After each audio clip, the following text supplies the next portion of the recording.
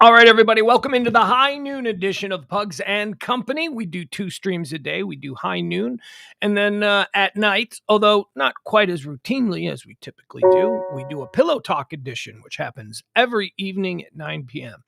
The noon show here, which you tuned into, this is just all about everything that's trending, all the topics that people are discussing on this day, and if it's trending, if it's a hot topic, if it's current events, that's what we try and get y'all prepped up on here. So we run through the different trending sites, we run through the different news sites, and we try and see what's popping. As do the kids say popping, or is that something? See, I'm a couple generations removed from kids.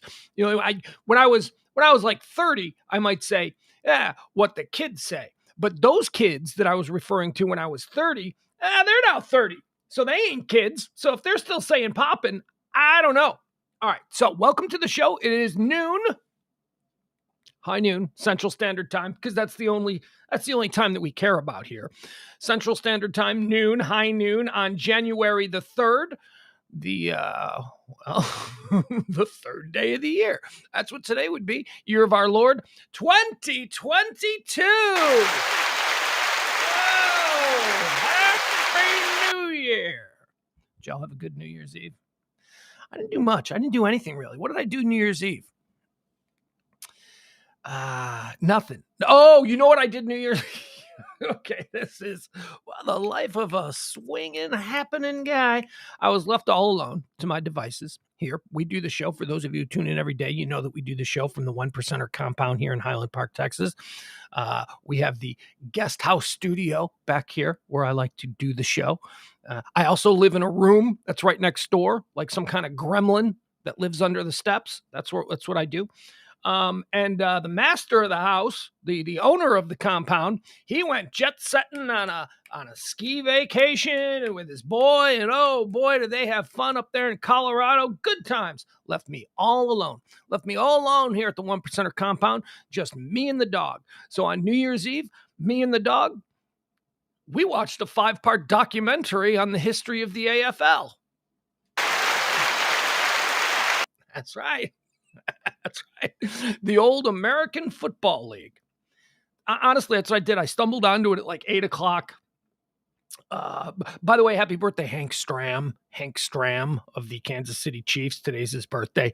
He's dead, but still, Hank Stram. Happy birthday. YouTube is just such an amazing. I was out of TV options. There was just I felt like I'd seen everything. There was nothing that was really making me interested. So whenever that happens to me, I end up just going to YouTube and then just searching for stuff. And I don't know, somehow I came across this 5-part, I think it was an HBO series from like 10 years ago that somehow I never saw. It was called Full Color Football. And it was all about the AFL and my neighbor, Hunt, what was his name? Not Howard Hunt. That's a Watergate guy. Whatever. The Hunts who start. Oh, do you know that the merger and the Super Bowl of the NFL, the current NFL that we have now, and the merger that occurred back there in the 1960s, do you know that's almost entirely due to a couple of dudes from Dallas? That's right. Hunt and Schramm. Those two guys got together because they were tired of basically splitting the Dallas market, because quite frankly, the Dallas Texans were kind of better than the Dallas Cowboys at the time. So Hank, wait, no, it's Hank Stram's birthday. Tex Schramm. So Tex Schramm and Hunt. Why can't I think of it? Clark Hunt? Oh, geez, here we go. You know what? This is going to be an adventure. Why can't I think of his name?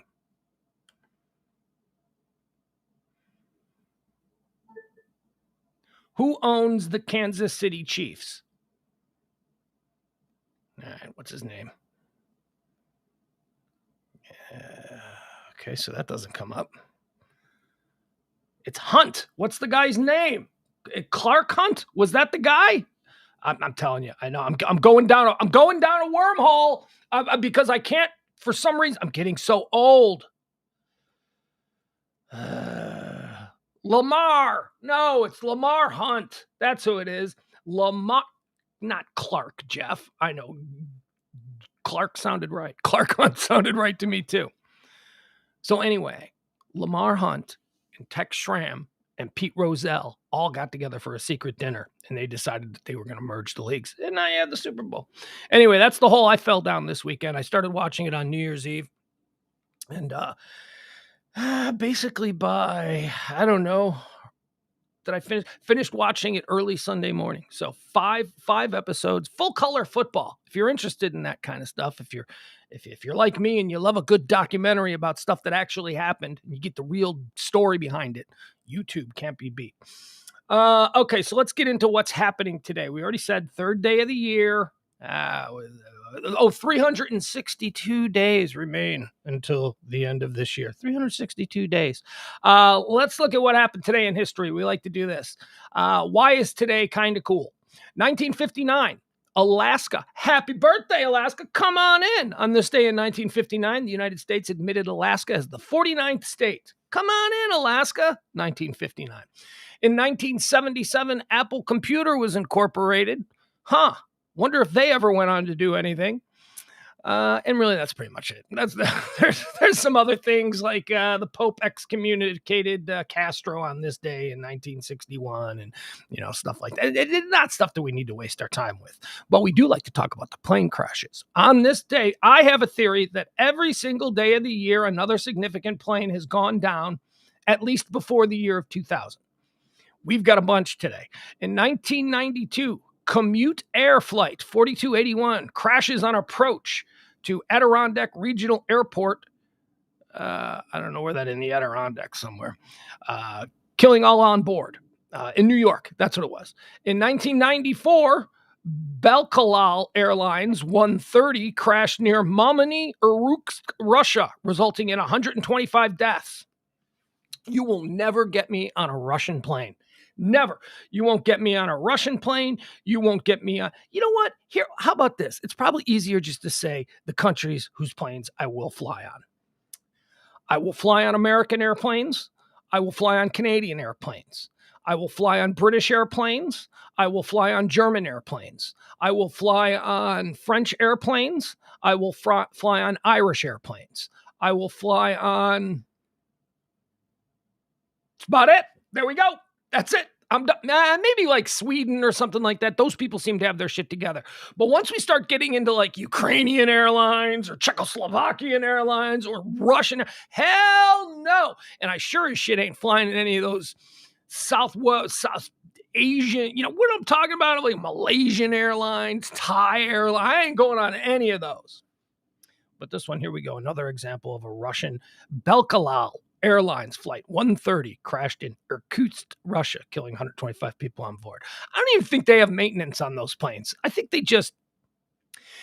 and on 2004, Flash Airlines Flight 604 crashed into the Red Sea, resulting in 148 deaths, making it the deadliest aviation accident in Egyptian history. I ain't flying no Egyptian planes either. There you go. Just for the record, just jot that down. No Egyptian airplanes for me.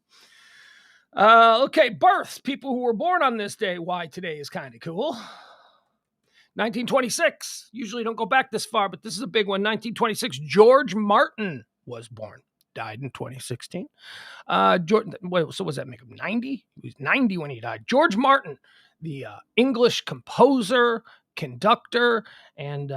he did a whole bunch of things. He did something else of note. I can't think of what it was. Oh, yeah, he was the Beatles producer. He was the guy who got the Beatles together and said, let's do it this way. Let's do it that way. I mean, he basically took a bar band and turned them into the Beatles. That's George Martin's contribution to culture. So, George Martin, born on this day in 1926. Born on this day in 1950, Victoria Principal. Now, who did she play? She played Pam Ewing on Dallas. Was that? She's like only had one role, right? Isn't that basically all she did? And for like 5 or 6 years when she was on Dallas, she was like one of the biggest stars in the world. I will say this, Victoria Principal is one of my earliest crushes. She is so I can point to Victoria Principal and go, oh yeah, when I was like 10 years old. I knew I wasn't gay. Victoria Principal is one of the people who let me know in my very early age that I was not a gay man or a gay boy. I was heterosexual. When I saw her, she used to do these fitness commercials that ran on TV. Oh boy, Victoria Principal, let me tell you something. That was a fine looking woman. Happy birthday to you, Victoria Principal. You are 50, 60, 70, 72 years old. I bet she's still fantastic. I bet she's just still absolutely beautiful. Also born on this day in 1956, Mel Gibson. Happy birthday, provocative and controversial movie star Mel Gibson. I always say that I can separate the art from the artist. So what? Mel Gibson in his spare time likes to get drunk and yell at his girlfriends, leave angry voicemails, all that. So what? Mel Gibson's dad was a Holocaust denier.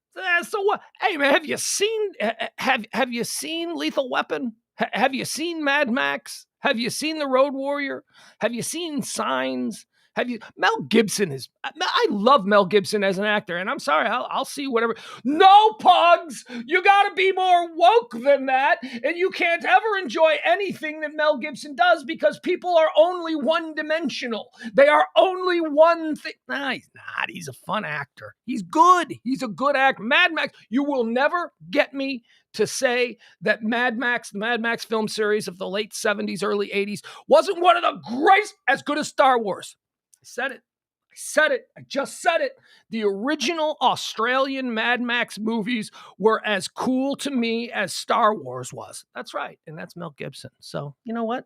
Oh, but Mel Gibson, he is a fascist. Well, I don't know. He doesn't act like a fascist in movies. He's just a dude. And I think that maybe my moral anchor is strong enough to allow me to enjoy Michael Jackson's music, to enjoy R. Kelly's music. I'm sorry. I still like a little bump and grind. I still like a little R. Kelly every now and again. He was a player in my formative years. Well, formative years, if you want to talk about my mid-20s, but sure. And Mel Gibson, I'm sorry. I'm not going to just hate on Mel Gibson. I don't care what he does in his spare time. When he's in movies, he's typically pretty good. Mel Gibson, born on this day in 1956. All right, here's a weird one. Here's a weird couple. Born on this day in 1980, David Tyree. Now you know who David Tyree is? David Tyree is, for Patriot haters like myself, David Tyree will always be a hero. David Tyree made that Super Bowl helmet catch, probably the most famous catch. I know the Pugs. What about the Immaculate Reception? Go to bed, Grandpa. That was a long time ago. The David Tyree catch in the Super Bowl that allowed the Giants. Wasn't that the Patriots' perfect season? Weren't they trying to go for a perfect season? Weren't they undefeated in the regular season and now they'd made it to the Super Bowl? And David Tyree made a catch on the back of the helmet of the defender. We saw something very similar to that yesterday in the Cowboys game. I don't remember who it was. It was a Cardinals receiver, a running back or something. But he made another one of these just catches. It was like, well, who caught it? Was that picked off? Was it caught? How was that? David Tyree, born on this day in 1980. Now, Pugs, why are you talking about some rando football player who just made one great play in his career?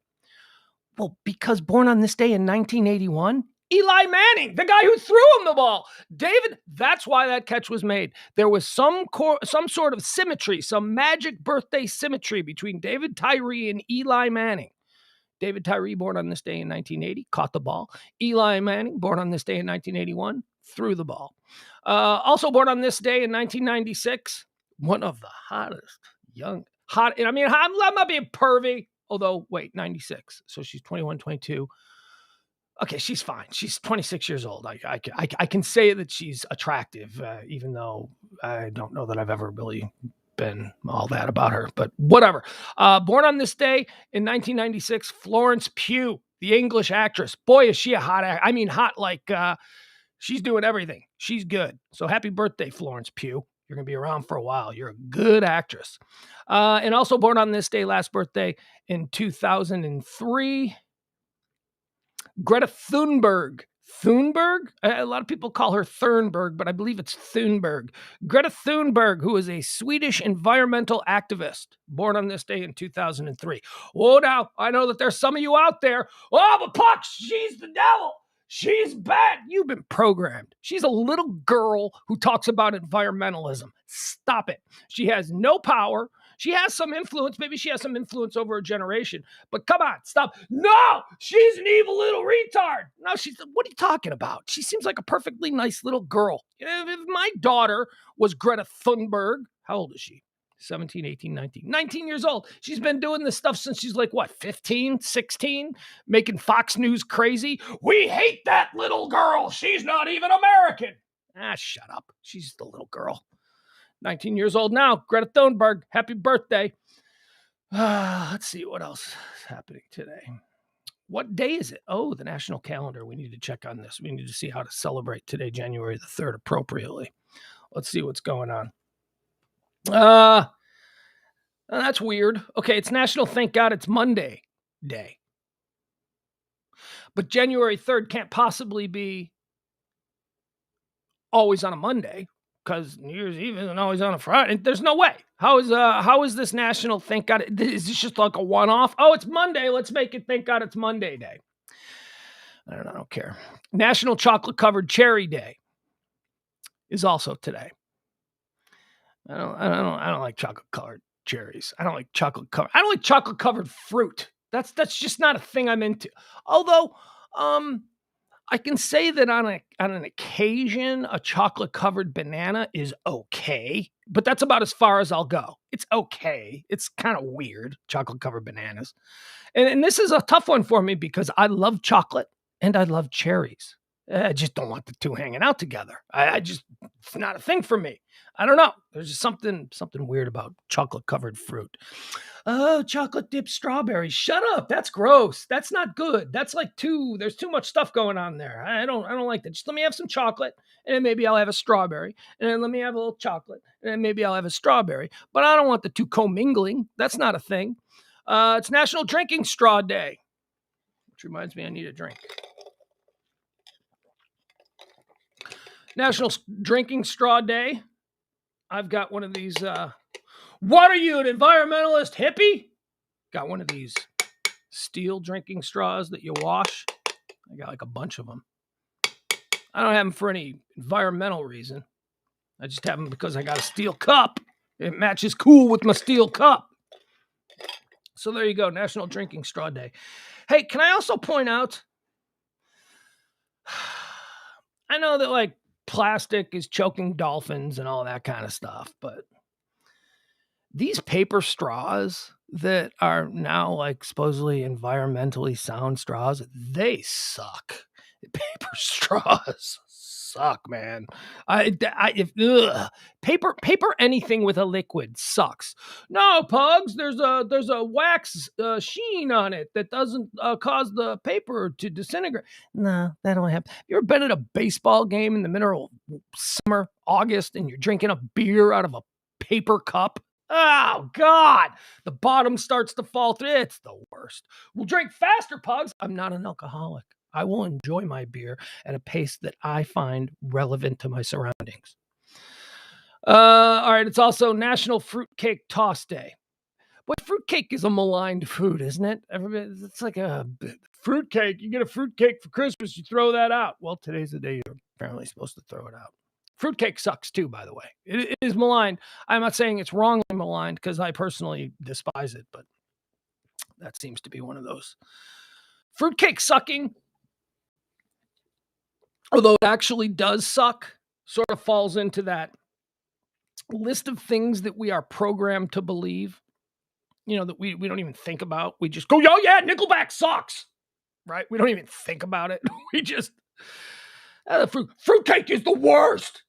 I don't know if it's the worst. Why does it get that level of vitriol from people? I don't know. It's just not anything good. Tom Beller in the chat room says silicone straws are awesome. Also, no teeth chipping on the steel straw. I've never had a problem with chipping teeth. I don't know about that. What are silicone straws? I don't know what silicone straws are, but they're not paper, so we're probably in agreement on that. Look, if you're going to get rid of plastic straws, that's fine. I like dolphins. I don't want to see them choking in the ocean on our discarded straws. But come up with something better than paper. That's all I'm saying. Emily, look at brave Emily Mulcahy. Nickelback isn't bad. No, they're really not. They're certainly not the worst band of all time. And yet people, this is what I mean about programming.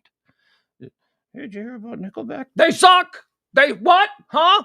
Hey, if I give you a dime, will you give me a Nickelback? Nickelback sucks! Nickelback! I mean, it's like programmed. It's like people don't even think about it. My 12-year-old son said to me a while ago, a couple of months ago, you probably like Nickelback. This kid has never heard a Nickelback song in his life, yet he's programmed to believe that they are the worst band of all time. There's a bunch of things that were programmed. I'll make a list one day. One day I'll make a list of things that we just don't even think about. We just say, blah, blah, blah, blah, because that's just what we've heard. And we just repeat bullshit because people don't like to think. All right, so let's get into a moment of joy. Those of you who listen to this show, you know that I love animals. I do. I'm an animal loving son of a bitch, this guy. Boy, oh boy, do I love animals. But I do have a couple of animals that I hate. Chief among them, squirrels. You know I hate squirrels. Stupid squirrels. I can't stand them. They are just fancy rats in fur coats. That's all they are. But another animal that I don't like giraffes. I don't. So here's what we're going to, here's your moment of joy. How about a couple of asshole giraffes just banging at each other with their head? Look at them. Bang. Bang, asshole giraffe. Bang. That's how they fight. That's how giraffes fight. They just use their long necks and they whip each other. And what are these guys fighting about?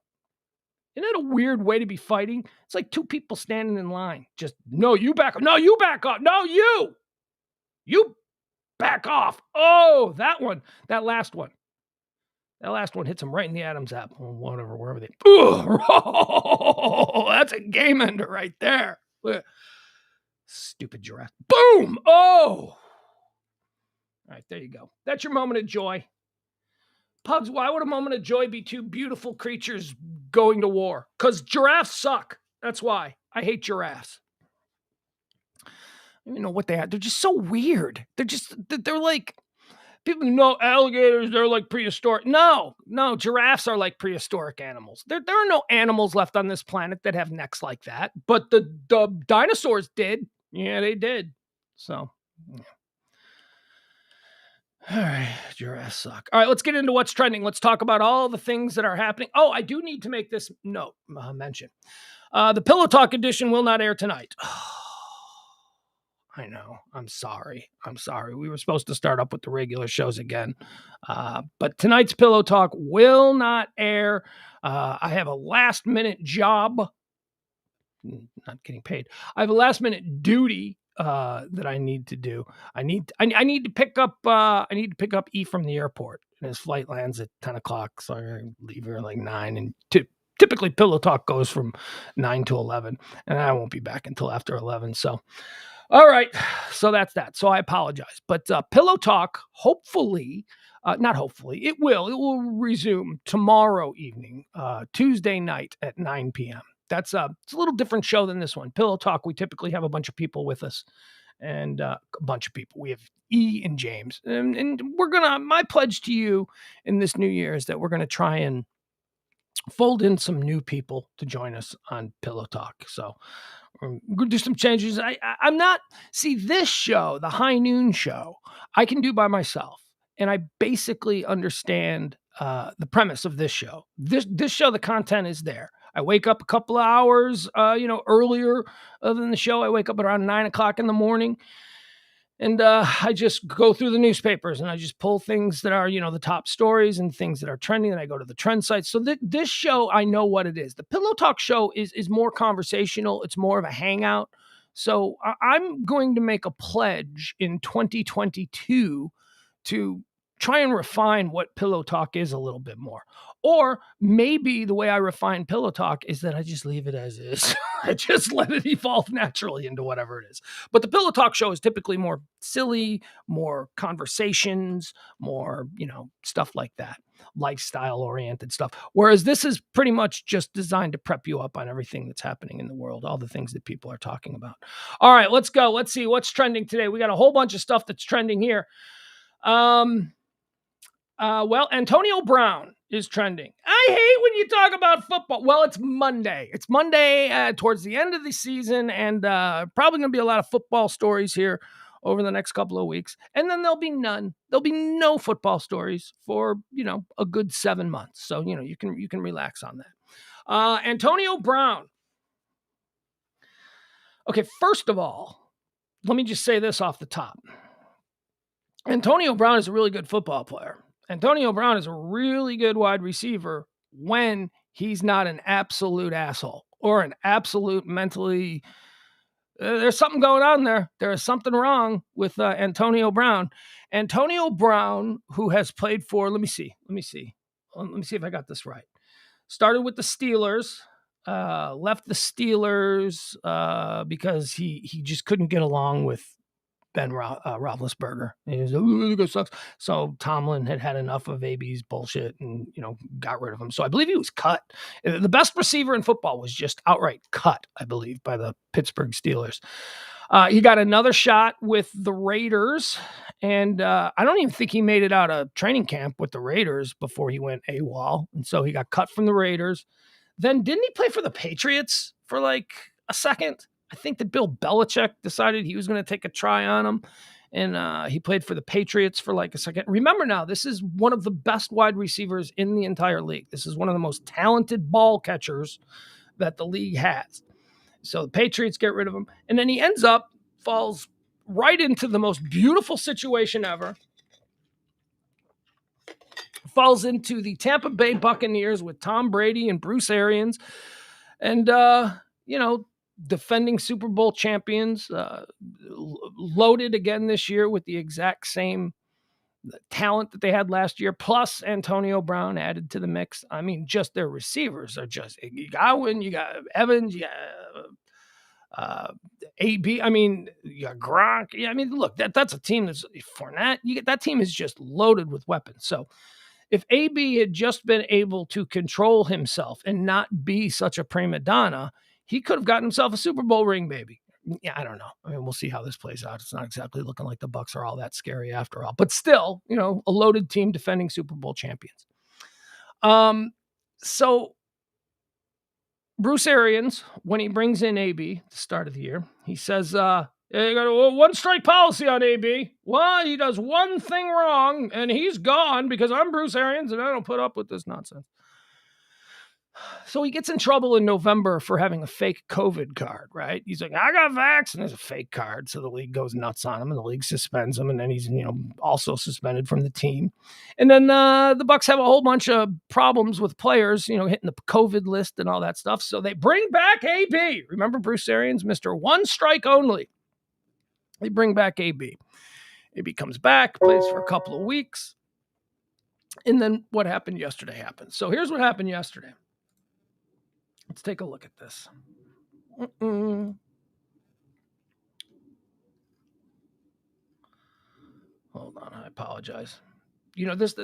Also this year, I'm going to try and do this better. I'm going to try and figure out a way.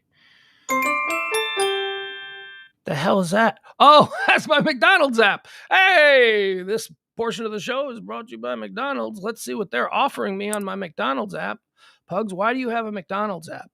Well, because, man, everything is like super cheap if you just buy it on the app. 2 for $6 sharing made easy. The buddy system was made for this. All right, well, thank you. I don't know what 2 for $6 is, but I don't care. All right, so here is a video of Antonio. This is how it played out on the TV last night. Now, I've got a couple other videos that I'm going to show you, different angles, so more full. But here you go. So this is AB yesterday. All right. Very odd situation. Antonio Brown boiled over, very upset on the side. Very odd situation. So the sound is Antonio not Brown great. boiled over, very upset on the sideline, took off his shoulder pads. Mike Evans, O.J. Howard trying to convince him to keep them on. Obviously, they were unable to do so. He tossed his shoulder pads, stripped off his shirt and glove, threw those into the crowd, then ran across the field while the teams were still on the field, giving the crowd a peace out sign.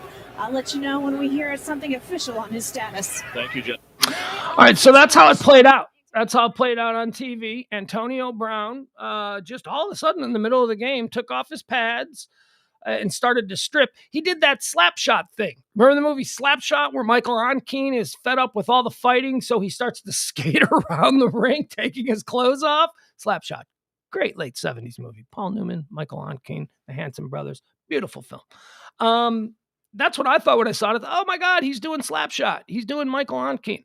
So in the middle of the game, so the second half of the game, Antonio Brown has some kind of an issue with the team, and he just decides he's gonna take off his uniform. He's quitting. Quit on the team right there in the middle of the game.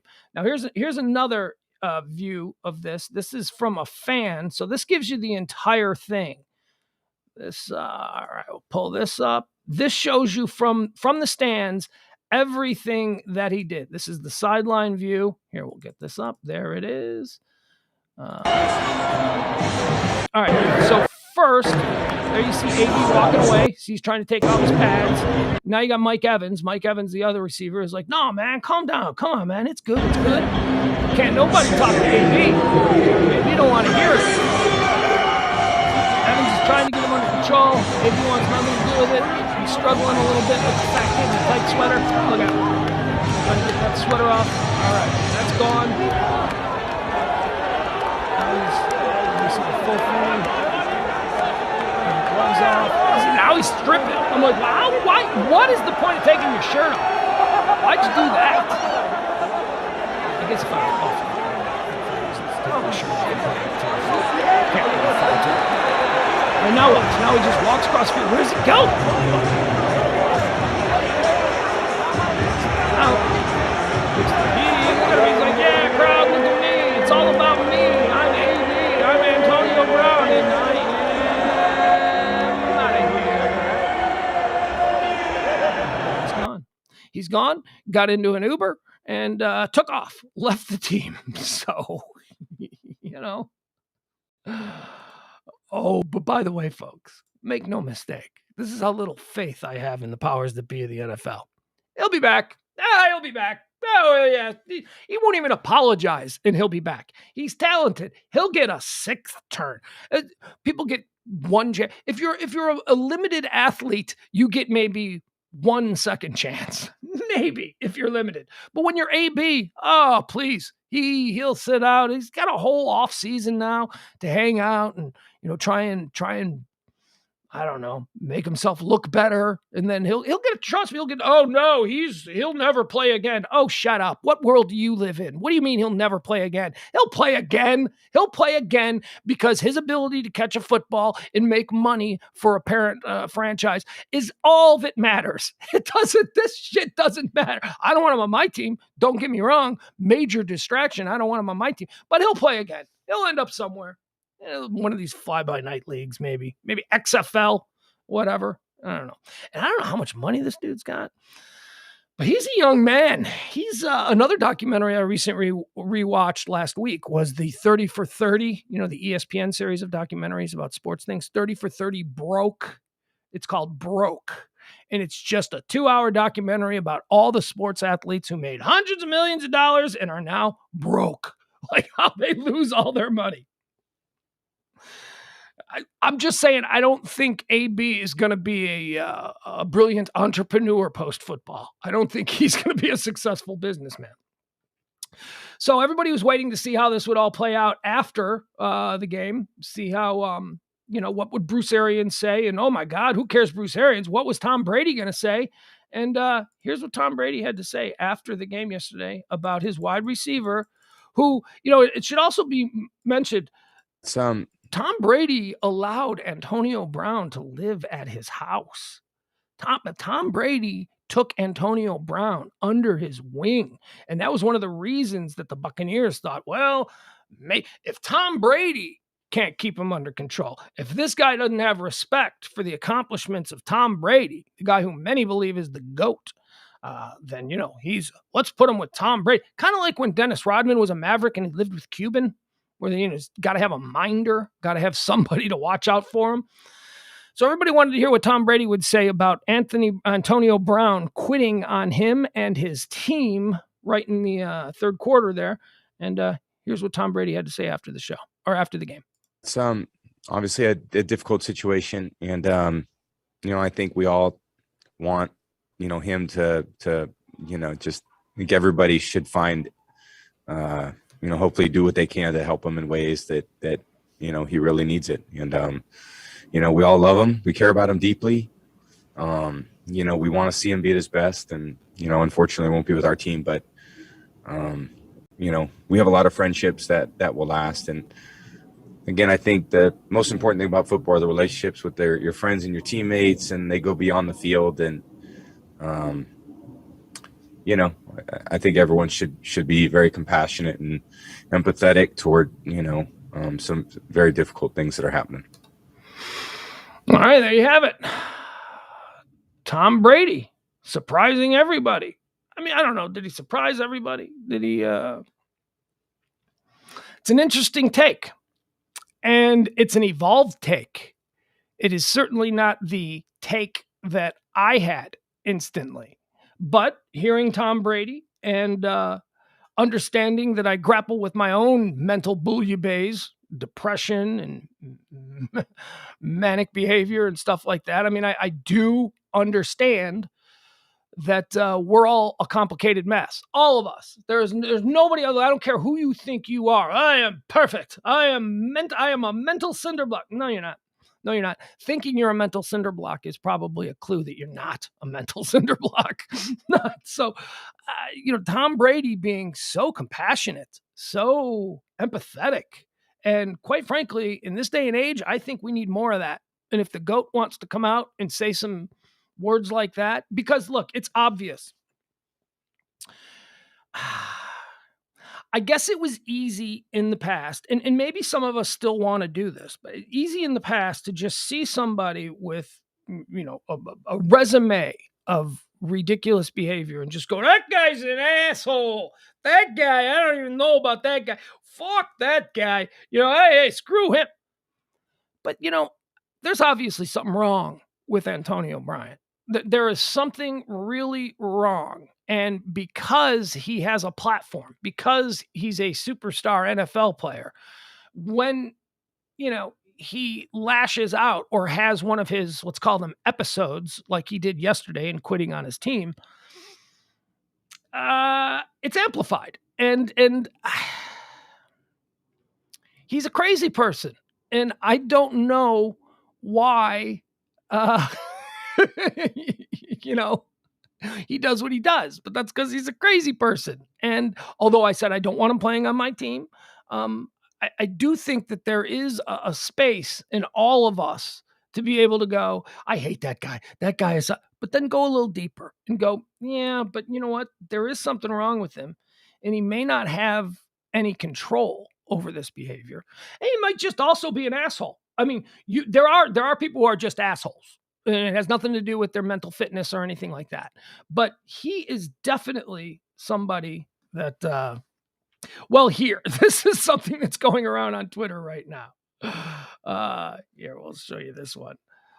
CTE and all of that stuff, Antonio Brown has been taking hits for however long. And, well, Buds, he's not like a 60-year-old man. He hasn't been, for that long. No, but, brain injuries are different for everybody. And I think that Antonio Brown is certainly someone that we should be thinking, maybe there's a brain injury there. And so this has been trending. Can you see this? Okay, so this is a hit that he took back in 2016. Vontaze Burfict of the Cincinnati Bengals. Watch this. I mean, I don't know how many other hits he's taken like this in high school and college or whatever, but man, this is brutal. Talking on the sideline the whole time, it misses seems it. like Boom! Holy crap. Oh, my goodness. Oh.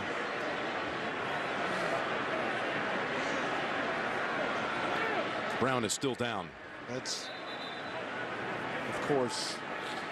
I mean, that is a brutal hit. That is helmet to helmet. That is targeting. That is whatever the hell you want to call it. Actually, is it targeting or is it? It's going to be everything. That's going to be. Yeah.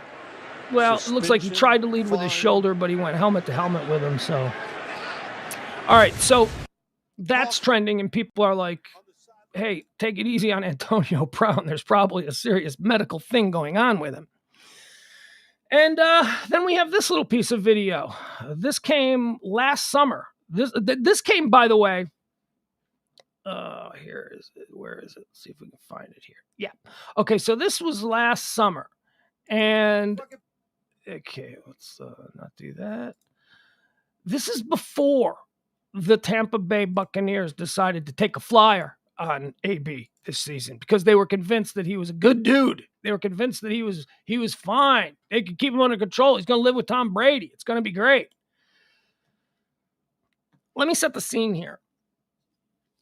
Antonio Brown's baby mama, who had 3 of his kids and was pregnant at this time with the 4th, had been completely cut off by AB. He wasn't paying any support. He wasn't paying anything. And she went over to his house to beg him for a car. One of his cars. Got a bunch of cars. There's Bentley in the driveway. There's a couple other cars in the driveway. Beg him for a car so that she could have something to drive his children around with. Okay? Now remember, this is before Tampa Bay and the NFL went, he's fine. This went viral. And I don't know how this didn't get him banned from the NFL. If anything should. And also, this is the behavior of somebody who is not right. So remember, these are his kids. This is his baby mama. And she is pregnant with another one of his kids at the time that this is going down. So here we have it. Here's a little look into the private life of Antonio Brown. Police show up. He calls the police on the baby mama because she shows up. Here's what happens. People can't do nothing. You fucking white fishbowl, get the fuck out of here, you bitch. Come on, Polo. The fuck out of here. Fucking police can't have you, fucking bitch ass law. Kid's mom. Get the fuck out of here, you fucking pussies. Fucking bitch. Get the fuck out of here. Get the fuck out of my property, you pussies. Fuck out of here. I love you, Poppy. I love you. Go at them bitch ass police. Get the fuck out of here. Bitch ass little cop. Look at the little cop. You wish you could take me, you bitch ass. To his son. Get the fuck out of here. Go with those bitch ass cops. I love you, Poppy. Go with those bitch ass cops. Get the fuck out of here. Ass nigga, fuck out of here. Yeah, get in the back of the police car, fishbowl. And you ain't leaving with shit, bitch. Get the fuck out of here, you bum asshole. The mother of all of his children. You bum ass hoe. And she's pregnant with another one of his kids. Tell the bitch trying to come to steal. Bitch, you gonna leave in the police car. Fuck out of here. Hollywood police, get the fuck out of here. Bitch ass niggas, get out of here. Fuck out of here. Niggas can't even get my key. Get the fuck out of here. Bitch ass niggas. Crackers, man. These crackers don't get no justice for no nigga, man. Fuck out of here. Get the fuck out of here. Get off my property. Broke ass motherfucker. Sir, can you get the keys? Can't do nothing. Get your bitch ass out of here, man. Bitch ass nigga. No, you want to take me to make the news. Congrats, you made the news, bitch ass nigga. The Bentley stays, the broke hoes goes. Fuck out of here, little man. The Bentley stays, the broke hoe goes. It's the mother of his kids. Little man. Fuck out of here.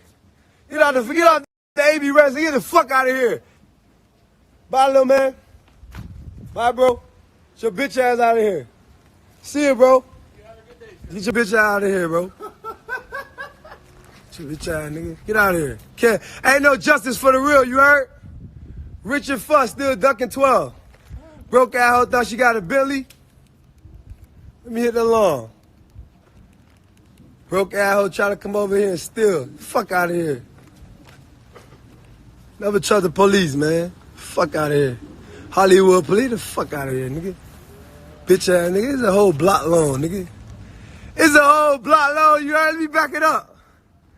Hey, it's a whole block long, man. The fuck out of here, cracker. Bitch ass. Fucking people.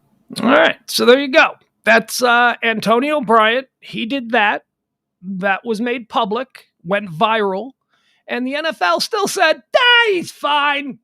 He's well, that didn't turn into a huge news story. The late night talk shows weren't talking about it. CNN and Fox News didn't do full segments on it. So I guess people don't care that this is what he acts like.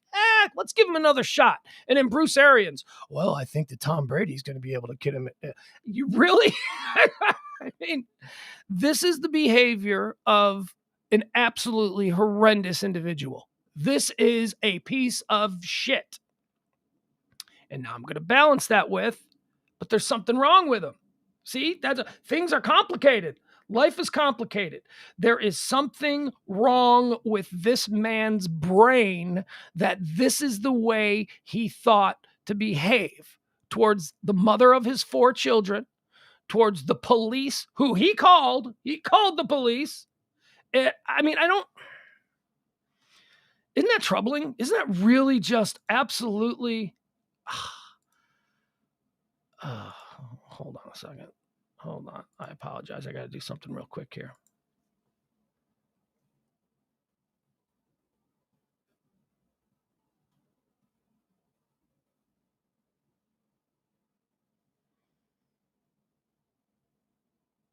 Okay.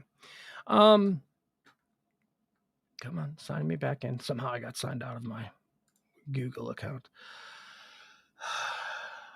Yeah, Jeff points it out. He posted that himself. That came from him and his people who thought. I don't know. Emily says, is this the dude they are saying might have encephalopathy and quit in a rage? Yeah, that's who we're talking about. That's Antonio Brown. He might see we have to weigh this all in the balance. Tom Brady, I thought, did a wonderful job of saying, look, there's something wrong with him. I mean, I'm encapsulating what he said. There's something wrong with him. I think we should all just be worried about him. I would be worried about him. If he's in the middle of a rage or a spin or whatever the hell is going on, Antonio Brown could be a menace to society. But I do believe he's probably still going to play football again. Let's see here. There's the perfect hit. Okay. So now I'll show you this too, just to show you. All right. So this was an interview that he did before. Hold on a second. Hold on. I apologize. Sorry. I'm having a little bit of issues here with the computator. All right. So this is an interview that he did back when he wasn't a raging monster. This was before the perfect hit. People are like, well, this is the interview that he did before he took that massive hit he seemed perfectly normal. Normal, yeah, but I don't know if it directly corresponds to the hit that he would take a couple of weeks later. But this is Antonio Brown. Now remember, Antonio Brown hates Ben Roethlisberger, despises Ben Roethlisberger, walked out on this, was cut from the Steelers because he was such a disruption, because he couldn't get along with Ben Roethlisberger. So here he is in an interview, that same year that he took that massive hit. Let's hear what he has to say about it all. Said this week, you just might be the best receiver he has ever played with. How much did you pay him to get that out of him? Roethlisberger said this week, you just might be the best receiver he has ever played with. How much did you pay him to get that out of him? Man, I paid him a lot. Now, anytime you got a great quarterback, man, with 2 championship rings, a competitor like Ben, man, who says that, man, that just adds fuel to the fire. And it's definitely gratifying, definitely humbling. It's an honor to have him say that about me. Isn't Pittsburgh always known for its defense? Yeah, it has been. And things change. And obviously, for the past couple of years, we've been known for a great offense. And we got to wear that as a badge of honor and Williston win some games.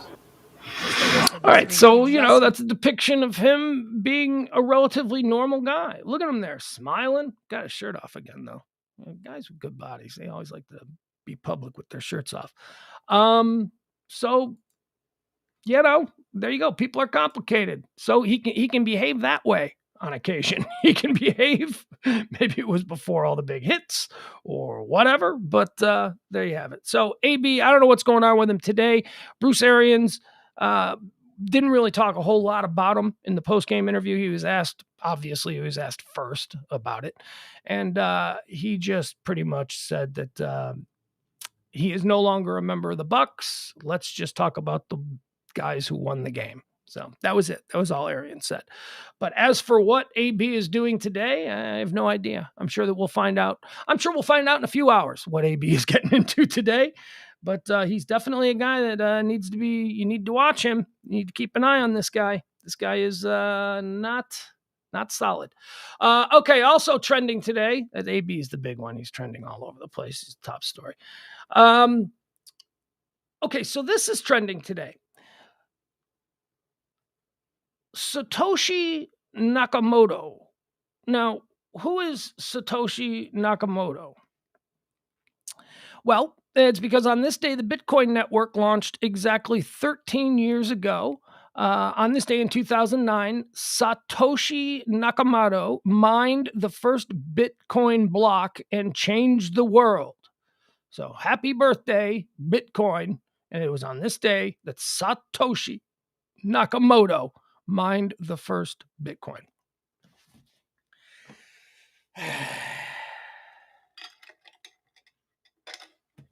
What the hell is Bitcoin? I said, what is crypto? What is Dogecoin? What is NFTs? Oh my God. Is this a thing? Do I really need to get involved? Do I really need to learn what this is? Or is it too late? It's probably too late. It's probably me and everybody's grandparents trying to figure out now what the hell Bitcoin is, what the hell cryptocurrency is, what Bitcoin mining is. Is it in the ground? Is it an element? What the hell? So I had an idea. So I had an idea because my buddy Mitch is like in charge of like all of the sports gambling shows that are on like CBS, well, not CBS, I think it's Entercom now, but whatever. He's the guy that puts all of these sports gambling shows on, right? And he's running this massive Entercom podcast channel or network or whatever, where he's basically creating all of these shows about sports gambling, because sports radio, certainly in the States, not Texas is still, enjoy your sports radio while you still have it, folks, because as soon as they legalize sports gambling, phone apps and shit like that, so you can place bets 24/7, all of sports radio in the state of Texas is going to be about gambling. That's it. That is all sports radio in Chicago, New York. That's all it is. Everything is about lines and covers and, crazy bets and that's all it is. There is no more. What I knew to be sports radio 10 years ago is no more in those cities. And I'm not a sports gambler, so I don't know anything about sports gambling.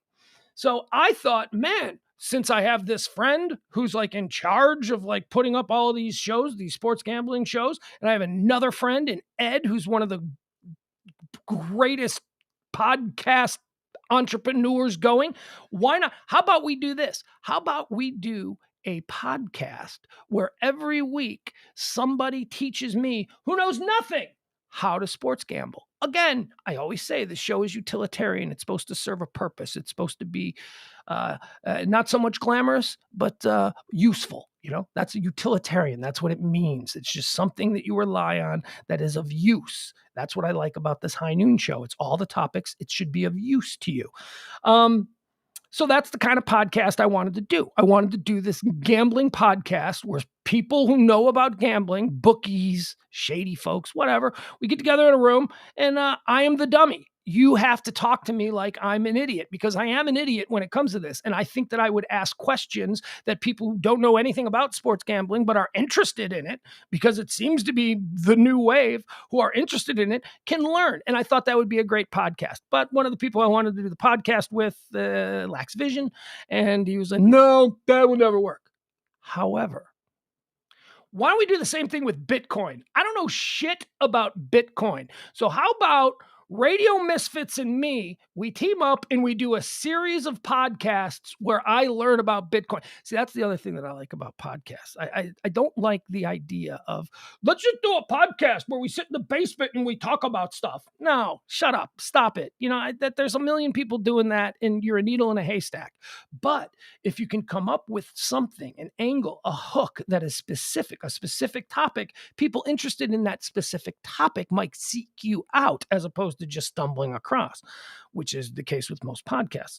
So why not? How about I need people who know about Bitcoin. I need to find some Bitcoin. You can't just be a Bitcoin nerd, though. You got to be entertaining. I got to find people who can talk, who I have chemistry with, who we can have fun with, who can actually teach me about Bitcoin. And we don't do it as an open-ended, we'll do one a week. No, we do 10 episodes. We do 10 episodes on Bitcoin. We record all the episodes on Bitcoin. And when I finally get it, when I finally understand it, the damn series is done. That's it. And then we work on another series. Then we'll do something else. How to Bitcoin, how to sports gambling, how to, that's the thing. And we release, anyway, that's my idea. I want to learn about Bitcoin. And I thought, what better way to do it than in the podcast arena? So I am looking for people who know about Bitcoin, who are good at Bitcoin and who are good at life. I don't want some mope who I'm going to have to, it's going to be boring. I need somebody who can be fun, who can bring it, who can articulate, who is charismatic. I need somebody who is, somebody who knows about Bitcoin. Because I think that's, I want to learn. I want to learn it. Everything that I want to learn in life from this point forward, I believe should be a podcast. Why not? Because if I want to learn, maybe other people want to learn too. So How to Bitcoin is a show that in 2022, I want to get involved in. I want to try and figure this out. I want to learn because I'm so confused by it all. Mining, what do you mean on this day in 2009, Satoshi Nakamoto mined the first Bitcoin block? What's a block? Is it in the ground? Why am I reading stories about neighbors calling police because somebody in their neighborhood is mining Bitcoin at all hours of the night? There's a sound involved? What do you mean there's a sound? What is mining? What is blockchain? So if you want to get in touch with me, you can get in touch with me through Facebook or you can get in touch with me through Twitter. DMs and IMs are open on both of those things. I'm looking for people who know about Bitcoin, okay? But just because you contact me doesn't mean you're going to be on the Bitcoin show because, again, we got to work this out. You may not, sorry to say, not everybody has the charisma and the charm to be able to pull this. I need somebody who's going to be fun. So, all right, that's what I want to do.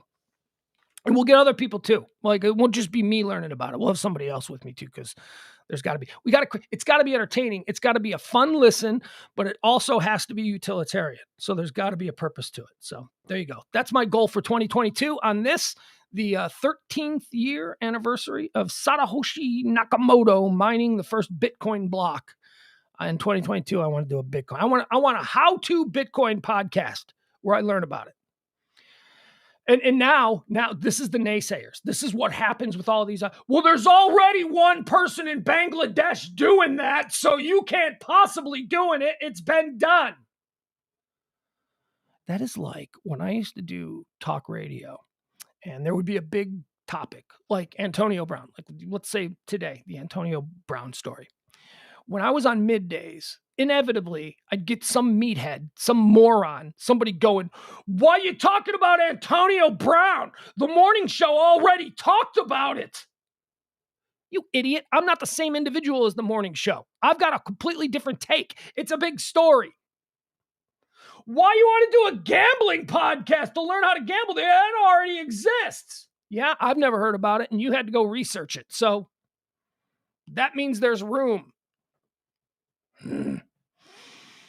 But there's a Bitcoin documentary. Why would you want to do a podcast when there's a Bitcoin documentary? Oh, shut up. Shut up, you narrow-minded. You've got no vision.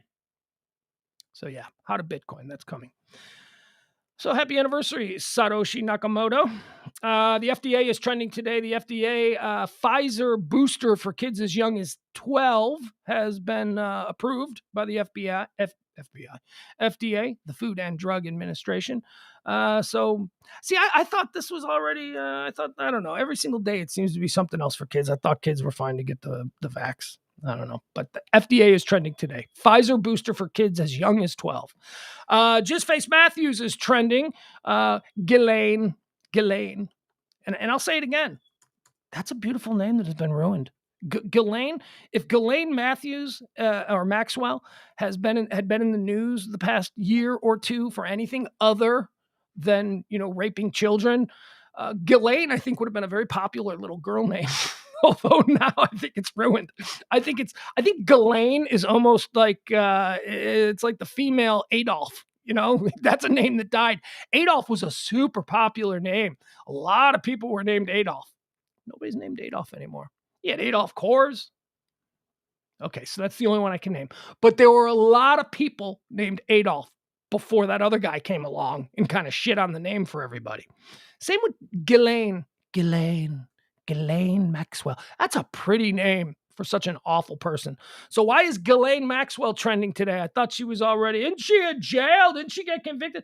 Yeah, she did. But she's trending because, did you guys know she had a husband? I thought she was Jeffrey Epstein's woman. I thought that was the whole deal there, that she was, his constant companion for like the last 20 years. You look at all of these pictures, you look at all of these, images of Jeffrey Epstein being a creep from the last 20, 30 years.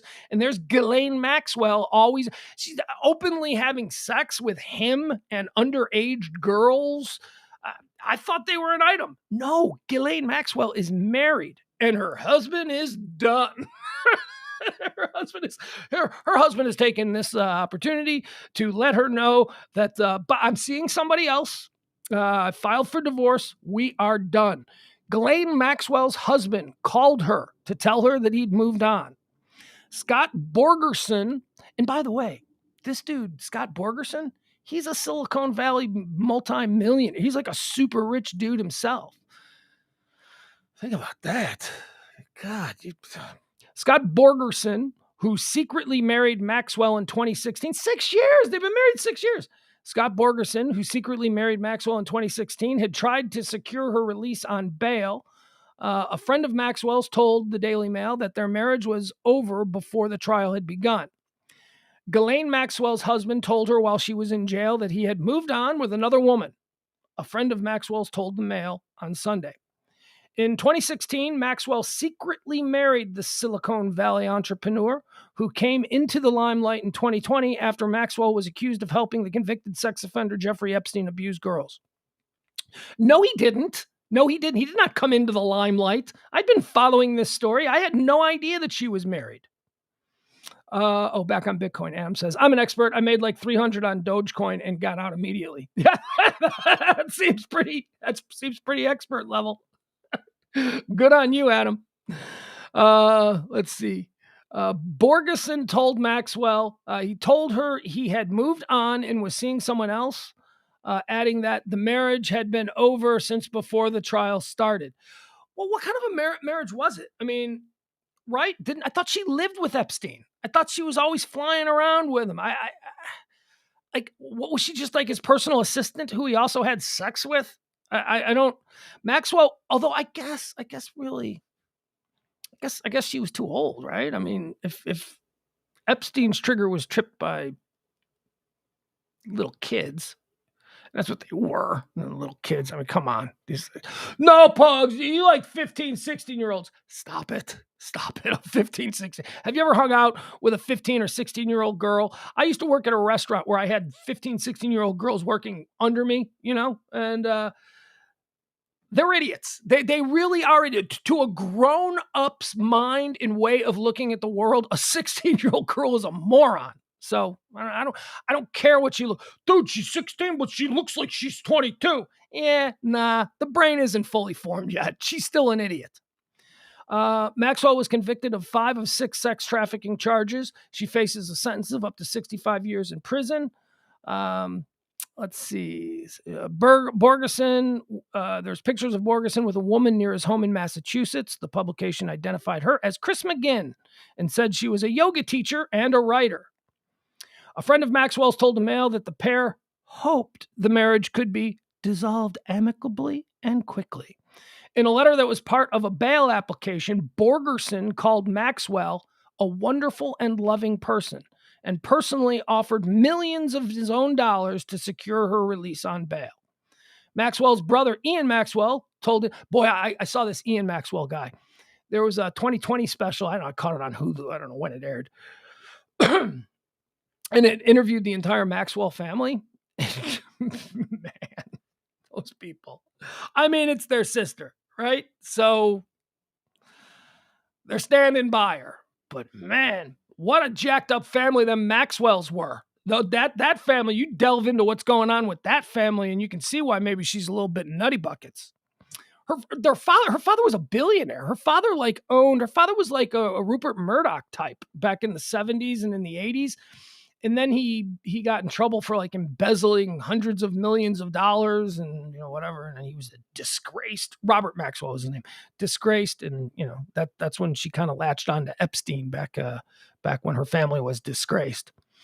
Maxwell's brother, Ian Maxwell, told Insider in October that her family was really surprised to find out she was married to Borgerson. Surprised by that, but not so much about the other stuff, the Epstein stuff. He said at the time that he didn't know if Borgerson and Maxwell were still together. So there you go. That's why Galaine Maxwell is trending today, apparently. Apparently she is she was married. Didn't know that. Don't know how to. Boy, those rich people. Those rich people have crazy ways they live their life. She's married. Thought she was with Epstein. Who knows? Matt Damon is trending today. Why is Matt Damon? Oh, you know what? I should have done this earlier, but you know I'm going in order of the way things were pulled when they were trending. All right, watch this. So this is we're going to go back to Bitcoin for a second here. Watch this. Matt Damon. Does Matt Damon have his own Bitcoin? Probably. I don't know. Doesn't everybody have them now? It seems like every. All right, so let's see here. This is why Matt Damon is trending today. This was released today. Here we go. Matt Damon getting in on the whole Bitcoin nonsense. All right, here we go. History is filled with almosts. With those who almost adventured, who almost achieved, but ultimately, for them, it proved to be too much. Then there are others, the ones who embrace the moment and commit. And in these moments of truth, these men and women, these mere mortals, just like you and me. Can I just say, Matt Damon has the coolest garage I've ever seen. As they peer over the edge, they calm their minds and steel their nerves with 4 simple words that have been whispered by the intrepid since the time of the Romans. Fortune favors the brave.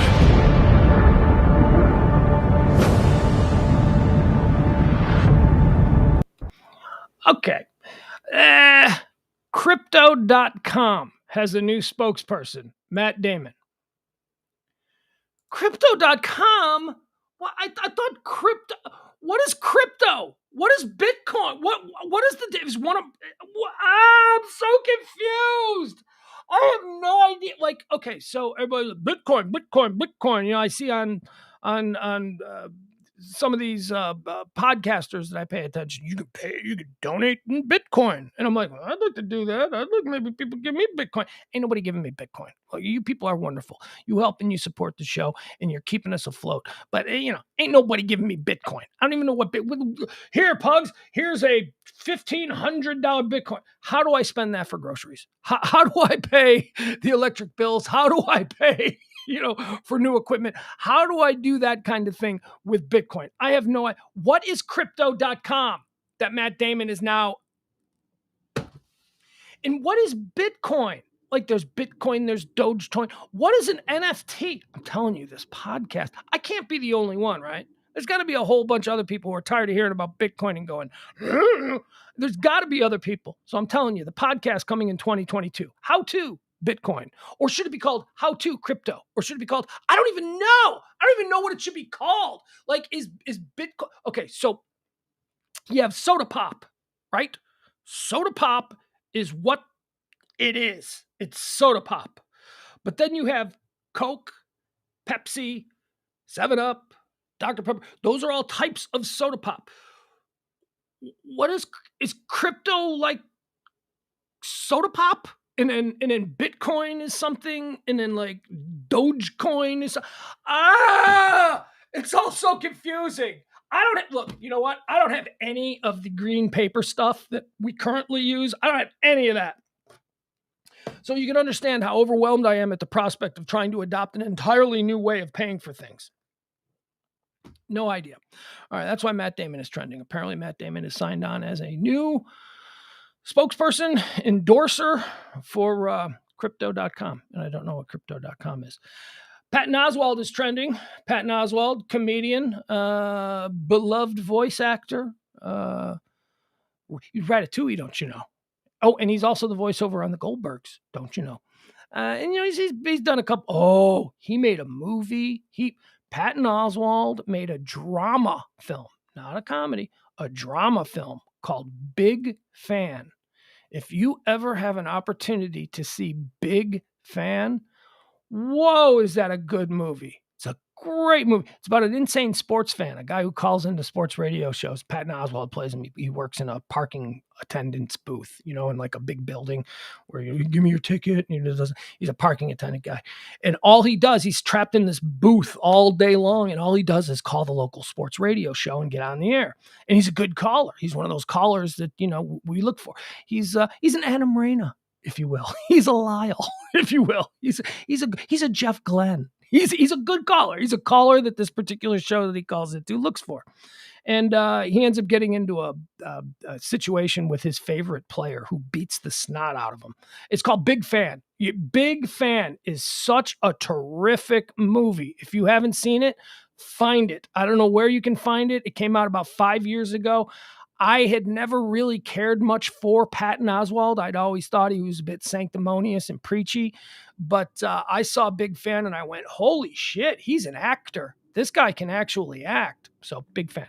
So why is Patton Oswalt trending? Well, Patton Oswalt is trending because apparently he did something terrible. He did something really bad this weekend. And what was that? Well, on New Year's Eve, he went and jumped up on stage with Dave Chappelle. Oh, now the whole world is angry at Patton Oswalt. I guess they were both doing New Year's Eve concerts in venues that were right next to each other. The way it's explained, Patton Oswalt was playing at the theater, and then right next door to the theater was the arena, and Dave Chappelle was playing the arena. And I'll just read you the story and we'll pick it through. Patton Oswalt defended his decision to perform with embattled comedian Dave Chappelle on New Year's Eve. The comedian shared in a post on Instagram that he was conducting his last show of 2021 at a venue in Seattle when he got a text from fellow stand-up and friend Chappelle. Apparently, they were performing next door to each other, so Chappelle invited him to come do a drop-in set, which means he's going to bring out Patton Oswalt during his show. Why not? Oswalt said. I waved goodbye to this hell year with a genius I started comedy with 34 years ago, Oswalt wrote. He works in arena like he's talking to one person and charming their skin off. Anyway, I ended the year with a real friend and a deep laugh. You can't ask for much more. So that's what Oswalt wrote. Oswalt's fans were conflicted over his... Patton Oswalt's... People who are diehard fans of Patton Oswalt's comedy are insufferable. Oh, my God. I mean, look, Patton Oswalt can be funny. Like, he's had some... But, he got to a point where he is just so incredibly... I won't say it. I said I wasn't going to say it. Awake. How's that? I won't say the other word, but Patton Oswalt is just so sanctimonious, such a moral scoreboarder on everything. He is so perfect. And he is funny. And he is a good actor, actually. Like I said, Big Fan is a good movie. But his fans, people who love Patton Oswalt, who love his tone and his his talking down. He's like, his comedy is always from a position of moral superiority. And it's just so ridiculous. Don't get me started, because I kind of like Patton Oswalt. I think this is like the Grateful Dead. I've had this with a few things in my life where I don't necessarily dislike the artist, but I despise the artist's fans. I don't hate the Grateful Dead. I don't have a problem with the Grateful Dead. A couple of their songs are pretty nice, whatever. I'm not a crazy fan, but I hate the people who are. The diehard Grateful Dead heads are just, ugh. It's like they almost ruin the whole thing. I feel the same way about Led Zeppelin too. I like Led Zeppelin. I do. I love Led Zeppelin. I have come to appreciate Led Zeppelin in a way that 16-year-old me would have never understood. But Zeppelin fans are like some of the most just no thank you. So Oswald's fans were conflicted over his kind words towards Chappelle, given that he faces backlash over comments that he made in his recent comedy special, The Closer. As we all know, Chappelle caught the ire of the LGBTQ community after the comedy special was released on Netflix in September. In it, Chappelle dedicates about a third of his time to discussing his past dealings with people in the transgender community, getting offended by his jokes. He makes remarks such as gender is a fact and declares himself Team TERF, a term standing for trans exclusionary radical feminist. I don't know what that even means. So you're a radical feminist who hates trans people, or not hates, strong word, who excludes trans people from their trans exclusionary radical. I don't have time. I don't have time for that. I'm working on a Bitcoin podcast. I'm not going to try and understand this aspect of modern life. I don't see there being any money in it, but the crypto thing, that I'm going to get into. So let's not waste our time trying to figure out what TERF means. So Oswald says, his comments sparked a lot of backlash, including a walkout among Netflix employees and calls for his content to be pulled from the platform.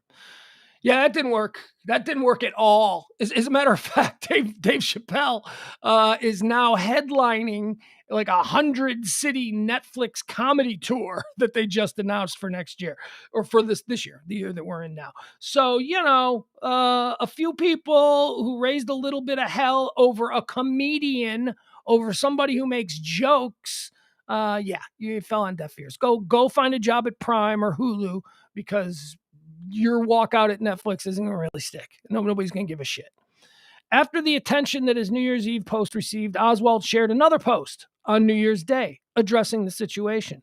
In his new post, he noted that he and Chappelle 100% disagree about transgender rights and representation. All right, I don't know that that's true. And screw you, Patton Oswalt. You're falling into the trap. Did you watch The Closer? I'm certain that you did. He does not believe that transgender people shouldn't have rights. It's so complicated. I can't go into it. I have watched The Closer now 3 or 4 times, and it's brutally honest. It's a man talking about the way his mind works and how it's not cruel. It's not needlessly mean. There is no, it's actually, pretty moving in parts, but because he is speaking on a taboo subject, there is an echo chamber in this world that now gets amplified by Twitter and social media. So everything becomes a thing for a little bit of time until the little chickens find something else to balk about. Now they're going to go this way on something else. And like I said, the whole Dave Chappelle brouhaha from a couple of months ago fell on deaf ears because Netflix has him headlining. They didn't pull his content. Are you kidding me? Do you know how many people watch Dave Chappelle? He's their number one comedian, and Netflix is completely dedicated to stand-up comedians. So what? They're gonna shelve Dave Chappelle? And what does that mean for all the other comedians on their roster? They're gonna be like, what? Are you kidding me? So it fell on deaf ears. It passed, and now everybody's they're angry about something else. Now it's something else that they're bummed out about. Look, Dave Chappelle is a comedian. He's a philosopher. He's going to say things that are going to tweak people and make you think. But if you saw his special and you think that he's anti-trans, then you don't think. You're not thinking about what he's saying. He said gender is a fact. And if that is the worst thing that he said, then so be it. Put me in that camp, because it is a fact. You are born. Gender is based on a penis or a vagina. When you are born, you either have a penis or a vagina. That's it. Now, that doesn't mean that there isn't something else going on inside of you. That I don't understand, but I can certainly open my mind enough to go that we all have things going on. So there could be some kind of a mix-up. But the inside of the body, the brain, the mind, and all that might be one gender, but the parts say something else. That is absolutely something that I believe is real and true. And the people who are experiencing this are not any less than you or me. They're not just weirdos looking for attention. They're not just, degenerates. No, this is a very complicated thing. What goes on here is very complicated, and we haven't even scratched the tip of the iceberg of understanding the human mind, the human brain, the way that we are all worked out together. We are in the primate age of understanding these kinds of things. So when Dave Chappelle says gender is a fact, he's talking about, does that baby have a penis or a vagina? That is a fact. That is for years how we wrote down boy or girl. It doesn't mean that that's what that person has to be, or that somebody who wants to, or somebody who feels that they are something other than what their birth certificate says is somehow illegitimate. That is not what he was saying. That is not what I am saying. All I'm simply saying is that gender is a fact. There are two genders. Now, do we need to make a third one? Do we? Because, okay, like I said, I always make this caveat. I am a 50-something-year-old man. I grew up in a world that was one way. I fully recognize that the modern world changes with each new generation. So if the new generation decides that they want to add a third gender, who the fuck am I to say no? My time is past. And I'm not going to fight. How dare you? This is different from what I was led to believe for the past 50 years. Oh, shut up, old man. These people are running the world now, and they've got new ways of doing it. And quite frankly, take a look around. Everybody before them fucked it up. So will they fuck it up too? Yeah, probably. But you know what? It's their turn. So sit down and shut up. You want to come up with a third gender? I'm not going to be all upset. I'm not going to be all butthurt about it. I'll be confused because I'm old. I'll be like, okay, it's confusing because this is not what I was led to believe. This is different from what I was taught in 1975. This is different. It doesn't mean it's wrong. And I can admit that. I can admit that people get set in their ways, but things change. Ideas change. The world is fluid. The world does not stay the same.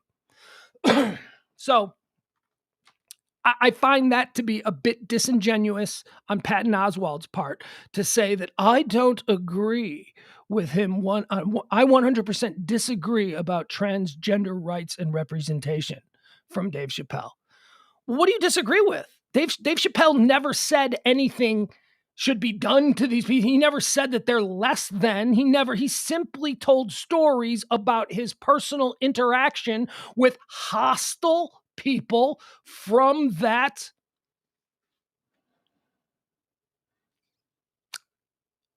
what? He told stories about being confronted by transgender people based on what he had said in the past. And he told these were long, drawn out, detailed stories. And not once did I get the impression from watching this that he thinks transgender people are less than the rest of us. So for Patton Oswald to now say, I 100% disagree. Fuck you, Patton. What do you 100% disagree? You're falling into that swamp, that the echo chamber of social media where a couple of people want to be, look at me, I'm outraged. You've fallen into that swamp. Watch the special and tell me, I've had enough of this. However, he noted that he does not believe his friend's views on the matter are permanent. Oh, shut. See, this is what I mean about Patton Oswalt and his sanctimonious. I believe that Dave's views on this are not permanent because I saw a friend I hadn't seen in a long time this New Year's Eve. We've known each other since we're teens. He's a fellow comedian, the funniest I've ever met. Oswald began his latest post. I want to post a pic and I wanted to post a pic in an IG story about it, so I did. The friend is Dave Chappelle. 34 years we've been friends. And then he added, he refocused and refined ideas a lot of us took as settled about race and history and life on planet Earth and spun them around with a phrase or a punchline. We've done bad and good gigs, open mics, and TV tapings. He's going on and on. He's trying to have it both ways. After defending his longtime friendship with Chappelle, Oswald tried to put the controversy he is facing in context and explained why he won't cancel him from his life. We also 100% disagree about transgender rights and representation. Really? 100%? So if you 100% disagree with Dave Chappelle, based on what he said on The Closer, which is the special that we're all talking about. So if you 100% disagree with Dave Chappelle, then what? You hate transgender people, Patton? Is that what you're saying? Because I didn't get, I'm confused. I didn't get a position from Dave Chappelle in The Closer that could have a 100% disagreement on. I mean, he seemed to be making sense. He seemed to be talking his own truth. And that, I'm sorry, you may not like it. You may not like what his life experiences have dictated him to be the rules of the road, but they are his, and he's a comedian, and you paid to go see him. He wasn't being mean or cruel. He was telling stories about his own experiences. We also 100% disagree about transgender rights and representation. I support trans people's rights, anyone's rights. Oh, you had to tag it with anyone's rights. Just in case there's anyone out there that wants to be angry at me and think that I'm not woke Patton Oswalt. To live safely in the world and live their fullest selves. But yes, of course. Duh, Patton Oswald. You're just an asshole if you don't believe that everybody should be left alone to live their life as their fullest self. That's what freedom is all about. For all the things he's helped me evolve on, I'll always disagree with where he stands now on transgender issues, Oswald wrote. But I also don't believe a seeker like him is done evolving, learning. You know someone that long, see the struggles and changes. It's impossible to cut them off. All right, so this is what really pissed me off about this note on Instagram that Patton Oswald wrote. But I also don't believe a seeker like him is done evolving. Oh, fuck you and your moral superiority. Oh, you're evolved more. You are more. That, if I'm Dave Chappelle and I read that, that's, oh, fuck you, Patton. What, you're somehow morally superior? This is what I mean. He's preachy, and he's always presenting himself as morally superior to everybody else because what he's saying is right, and if you disagree, you are wrong. I hate that. I'm an LGBT ally. I'm a loyal friend. There's friction in those traits that I need to reconcile myself and not let cause feelings of betrayal in anyone else. And I'm sorry, truly sorry, that I didn't consider the hurt this would cause. Patton Oswalt is apologizing for jumping up on stage with someone he's been friends with for 34 years. And he's in one hand saying he's the most brilliant and the best comedian I've ever seen. And in the other hand going, but he's not as morally evolved as I am. So therefore, I hope that he'll be able to come around to the way that I think. No, screw you. Screw you, Patton. You are half the comedian that Dave Chappelle is. I'm an LGBTQ ally. Oh, stop it. We should all be LGBTQ allies. We should all be allies of each other, regardless of whatever that is. Stop wearing that like a badge of honor. Why? Because you want to draw some distinction between yourself and everybody else. Stop it. I'm a loyal friend. There's friction. Despite the backlash that Chappelle received, particularly from Netflix employees, the streaming platform announced just a couple weeks ago that he will take part in a new 11-day stand-up comedy festival titled Netflix is a Joke, The Festival, in Los Angeles, featuring the Netflix comedy artist. So there you go. That's why Patton Oswalt is trending.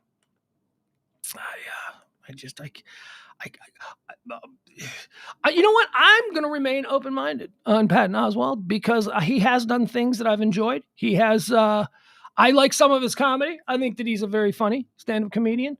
Although he did a documentary years ago. I think it was called The Comedians of Comedy. And oh my God, did he come off bad? He is so pretentious. Patton Oswalt is a guy who it seems like maybe he had a difficult childhood. Like maybe he was picked on the playground a lot. Maybe he was picked last for dodgeball or whatever the case is. But he is now, some people who are treated that way become police officers and they become really overly officious, jerky, overbearing police officers. Others become comedians. And I think Patton Oswalt is one of those guys who is, he probably never kissed an attractive woman until he made it on TV. He's that kind of guy. And now he's got a platform and now he's got some fame and he's got some money and he's just going to he's so angry at the world because of the way he was treated at 12 years old that he is just going to be this morally superior jackass for the rest of his life. But Big Fan proved to me that he can act. Do you see? You see how complicated things are? And you see how I can separate the art from the artist? I think that the artist, Patton Oswalt, is a jackass, but I think that his art is worthy. So there you go. Although not as worthy as Dave Chappelle. All right. I've purposely been avoiding the chat room on this whole because I know I'm going to click on the chat room so I can see what people are saying. Right now, I don't have a screen, but I can promise you that I'm going to look at this. I can promise you that if Adam Rain is in the chat room, he is saying some bullshit. Here we go. There he is. He was going to Ratatouille. I don't remember that, but I do remember. No, actually, he didn't. I don't remember that, but I do remember the classic Chris Rock bit that Michael Scott wrote. I watched closer. It was Chappelle.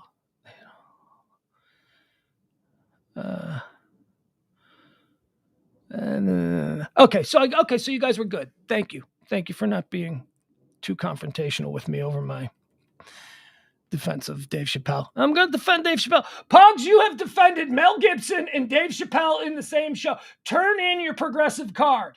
I will not turn in my progressive card.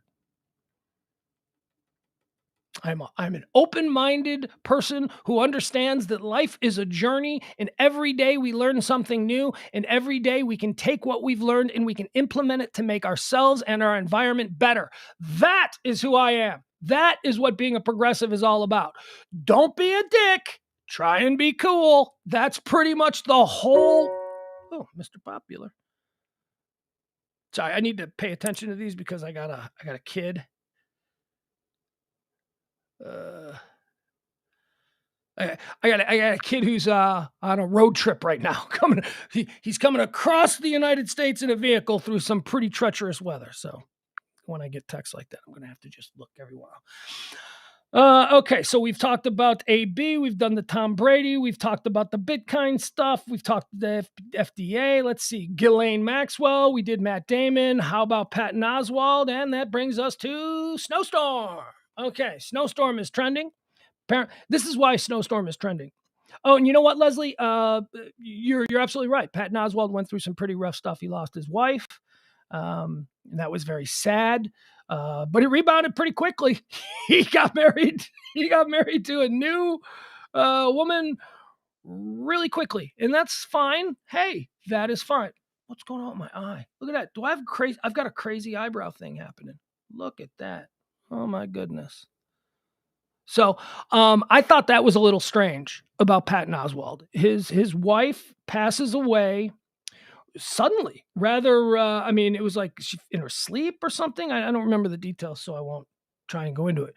But I remember it's not like she was sick. I believe she just died in her sleep. She was an author. And it was very sad. It was very sad when, he had a little baby. I mean, come on. We can have empathy for everybody. Even somebody who I think is a moral grandstander. But That was very sad. But then he like rebounded with he rebounded with, have you ever seen Patton Oswalt's wife? Patton Oswalt's wife was an 80s and 90s sex bomb.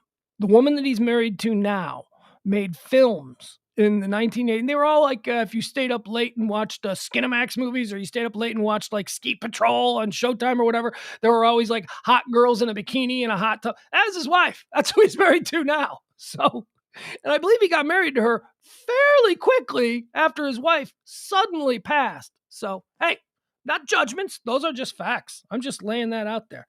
I think that his first wife, that's a tragedy. But he's happily married now. He's happily married to, what is his wife's name? Let's find out who is his wife. Let me see if I can find her so you guys can Google some of her 90s movie pictures. She was beautiful. Patton Oswalt's wife. All right, who do we got here?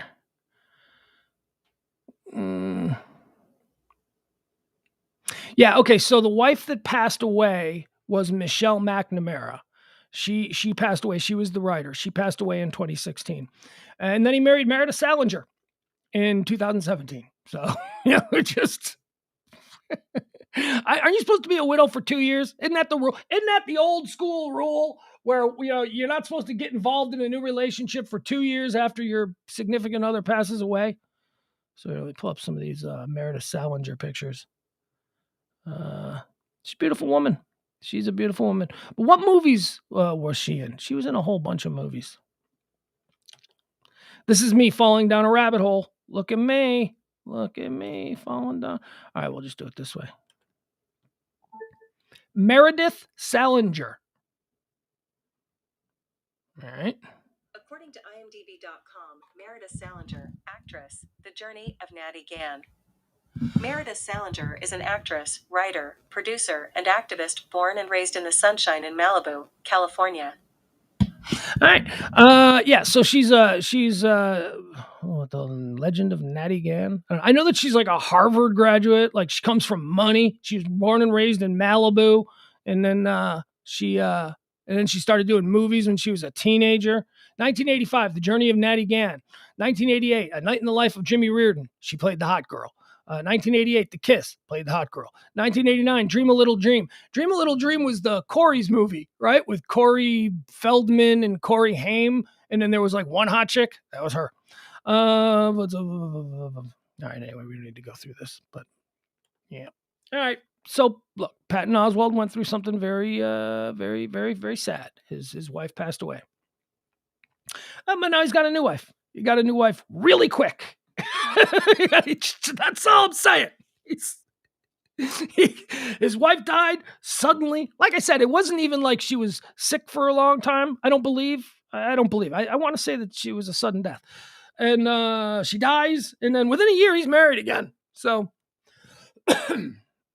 no judgment. Those are just facts. The way Dave Chappelle said that gender is a fact, that is just a fact. It is just a fact that Patton Oswalt's wife died, and within a year, he was married to a very sexy young woman.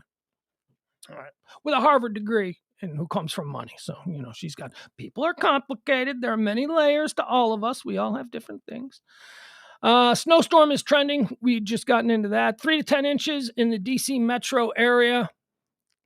And it's trending because anytime weather affects Washington, that corridor between Washington and New York City, oh my God, it's Snowmageddon. Oh, it's a huge deal. Why? It's called the East Coast bias, because the people who are doing all the reporting, the people who we watch on TV, those are the people who just had to trudge through snow. So that's what's on their mind, what's happening to them.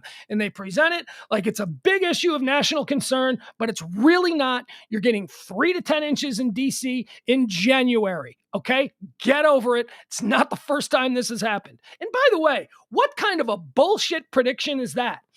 Now, I come from snow country. I know what snow predictions are like. 3 to 10 inches? That is some nonsense. 3 inches is nothing. 10 inches is a snowstorm. There's either going to be not. So this prediction for snow, and we know that the snow is falling because we've already seen it. But this prediction for 3 to 10 inches is like saying there's either going to be just a little dusting and it's going to be nothing, or it's going to be hell. It's going to be schools closed and roads are impassable. Bullshit. Weather. Talk about a scam. Weathermen. Are you kidding me? 3 to 10 inches in DC Metro. You got to be kidding. 3 to 10 inches. 3 inches, nothing. 4 inches. Well, now, wait a second. I'm biased because I'm from the Midwest. So some of you from the Midwest might also understand.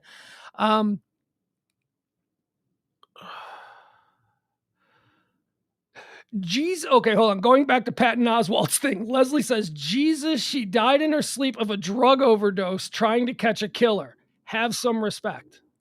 I don't think I was disrespectful, but okay. So 3 inches, nothing. That's nothing. The 3 inches kind of sucks. 3 inches is just, I mean, you don't even shovel the walk for that. That shit's going to be gone soon. 4 inches, nothing. 5 inches, nothing. 6 inches. All right. Now it's starting to be a bit of a problem. 7 inches. Holy shit. We're getting a lot of snow. 8 inches is okay. This is real. We've got snow. Let's make snowmen. Let's have snowball fights. Let's build snow forts. The snow plows are out. Somebody's shoveling driveways. That sucks. And then anything over that is just like, oh, hell. I remember one year we got 24 inches. Yeah, that's a blizzard, boy. But 3 to 10 inches? Come on, weathermen, do better. Narrow it down a little bit better. Is it going to be bad or is it going to be eh?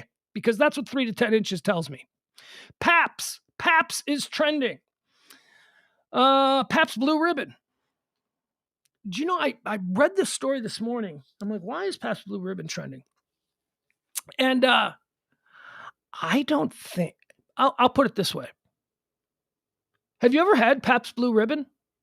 Before you answer, just I know, like, because if you had just put it to me, I'd have been like, yeah, sure, of course. I don't think I've ever had Pabst Blue Ribbon. I don't think I ever, because I'm trying to think back. When would I have had it? When you're a kid, like a teenager, and you're stealing beer out of somebody's refrigerator. Nobody ever had Pabst back in the 80s. They had in Chicago, there was Old Style. I've had Old Style, Miller Lite, Budweiser. And those were the things, Michelob, maybe a Heineken if it's a particularly fancy house. Those are the stuff that I drank as a kid. And then as a grown-up, it was always, drafts, Miller Lite on draft or whatever. I don't think I've ever had a Pabst Blue Ribbon. I don't know that I necessarily want to because the reviews that I've been reading here, because as I said, Pabst Blue Ribbon is trending. These reviews don't sound great, but, I don't know. Beer kind of sucks anyway. You know when beer doesn't suck? Beer doesn't suck in the summer when you're really hot and you go inside to an air-conditioned house.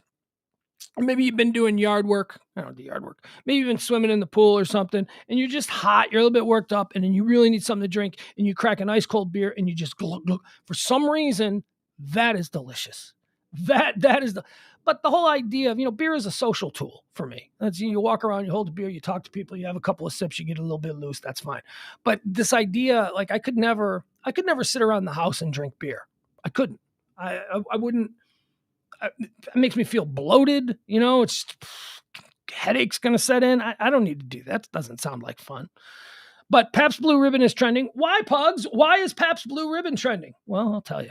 Pabst Blue Ribbon is trending because they are opening up the new year. They are going to the mattresses. Apparently, now people thought earlier today that Pabst Blue Ribbon's account, social media accounts, had been hacked because Pabst Blue Ribbon sent out a tweet this morning at 8:31 a.m., the official blue check Pabst Blue Ribbon account. Do you know what dry January is? Dry January is it's like mustache November or whatever, where you don't no shave November, whatever.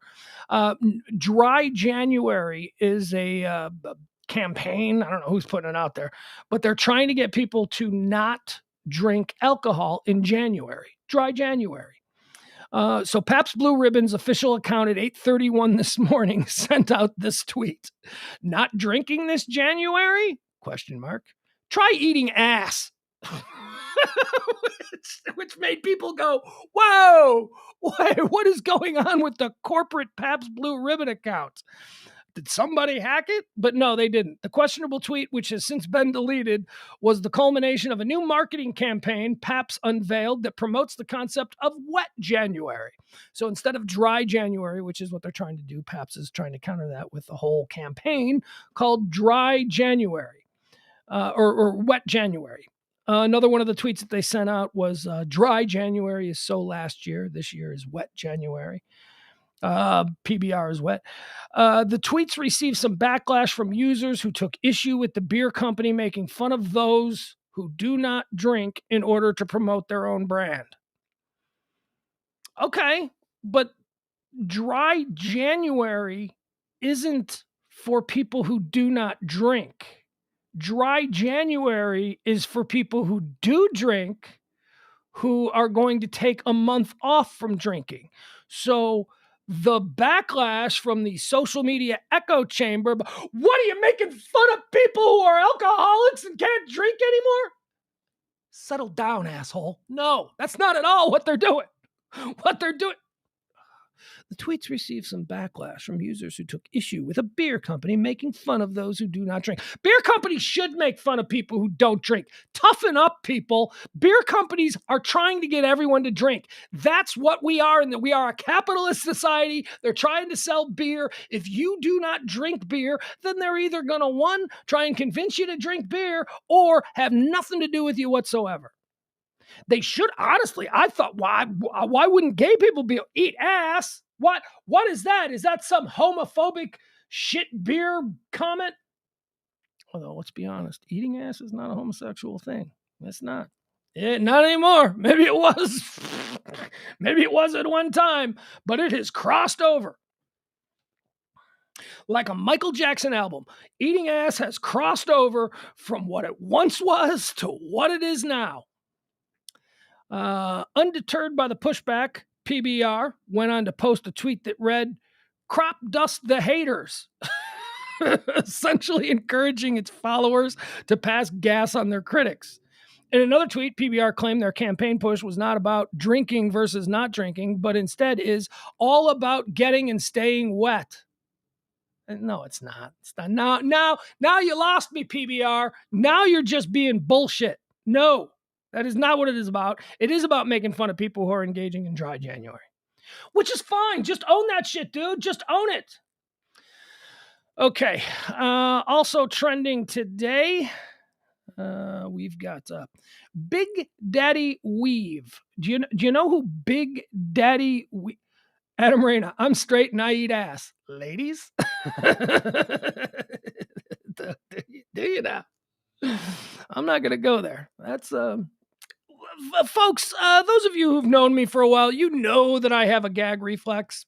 And that would not be very romantic, if you know what I mean. Not really. Oh, God, just thinking about it, I'm starting to... Hold on. Need to get a drink of water because I'm thinking about eating ass. I'm not thinking about Adam Reyna eating ass. I'm just thinking about it in general. Oh, there you go. Now I'm thinking about Adam Reyna eating ass. What? How did that happen? See, the brain, very complicated, folks. Can't control what happens there. Things just pop in. Now I've got a vision of Adam Reyna in the chat room eating ass, and I want it to go away.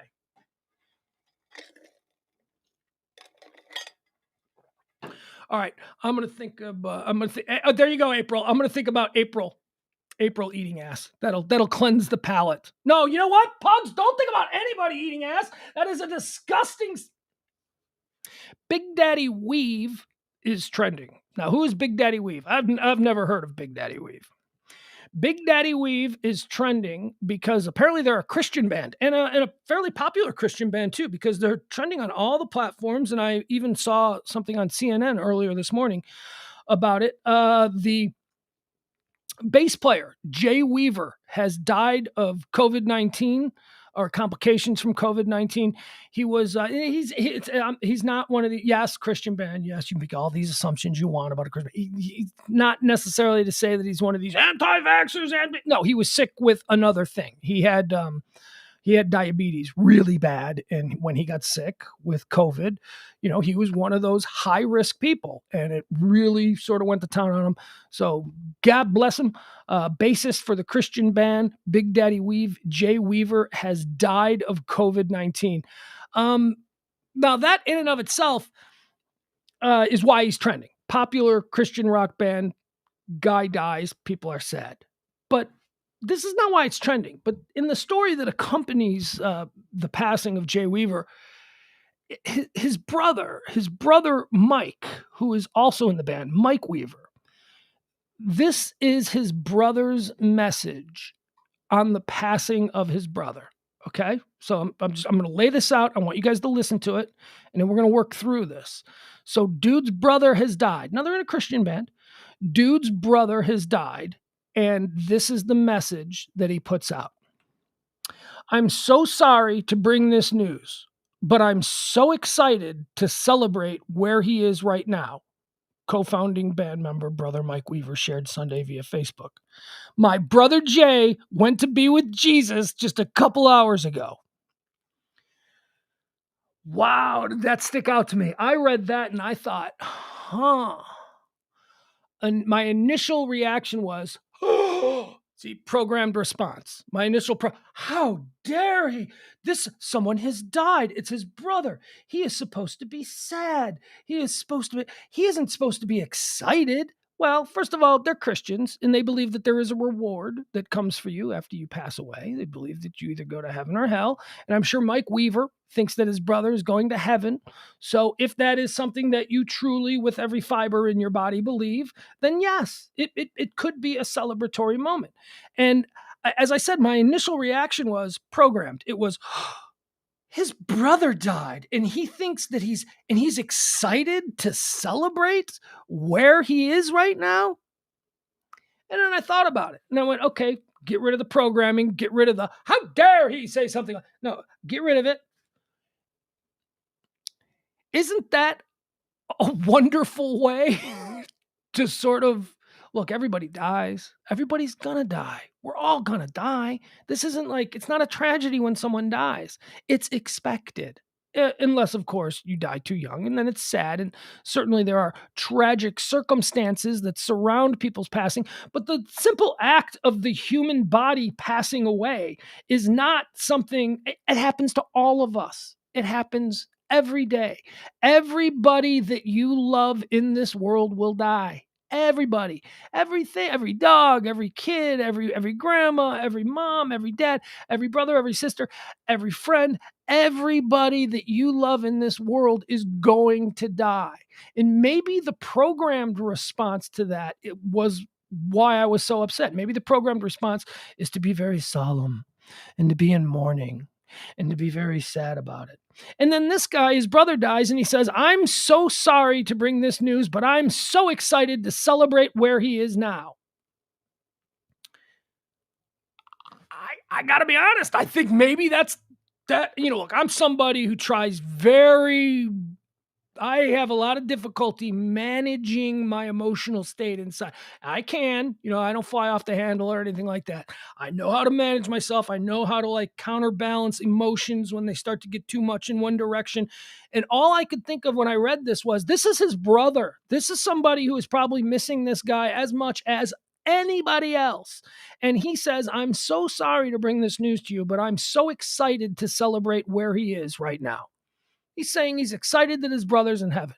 And all I could think of is for those people who believe, okay, so it's a slippery slope. Like that could lead into drink the Kool-Aid because we're all going to get to go to the water park in the sky. That's not good. That's not good.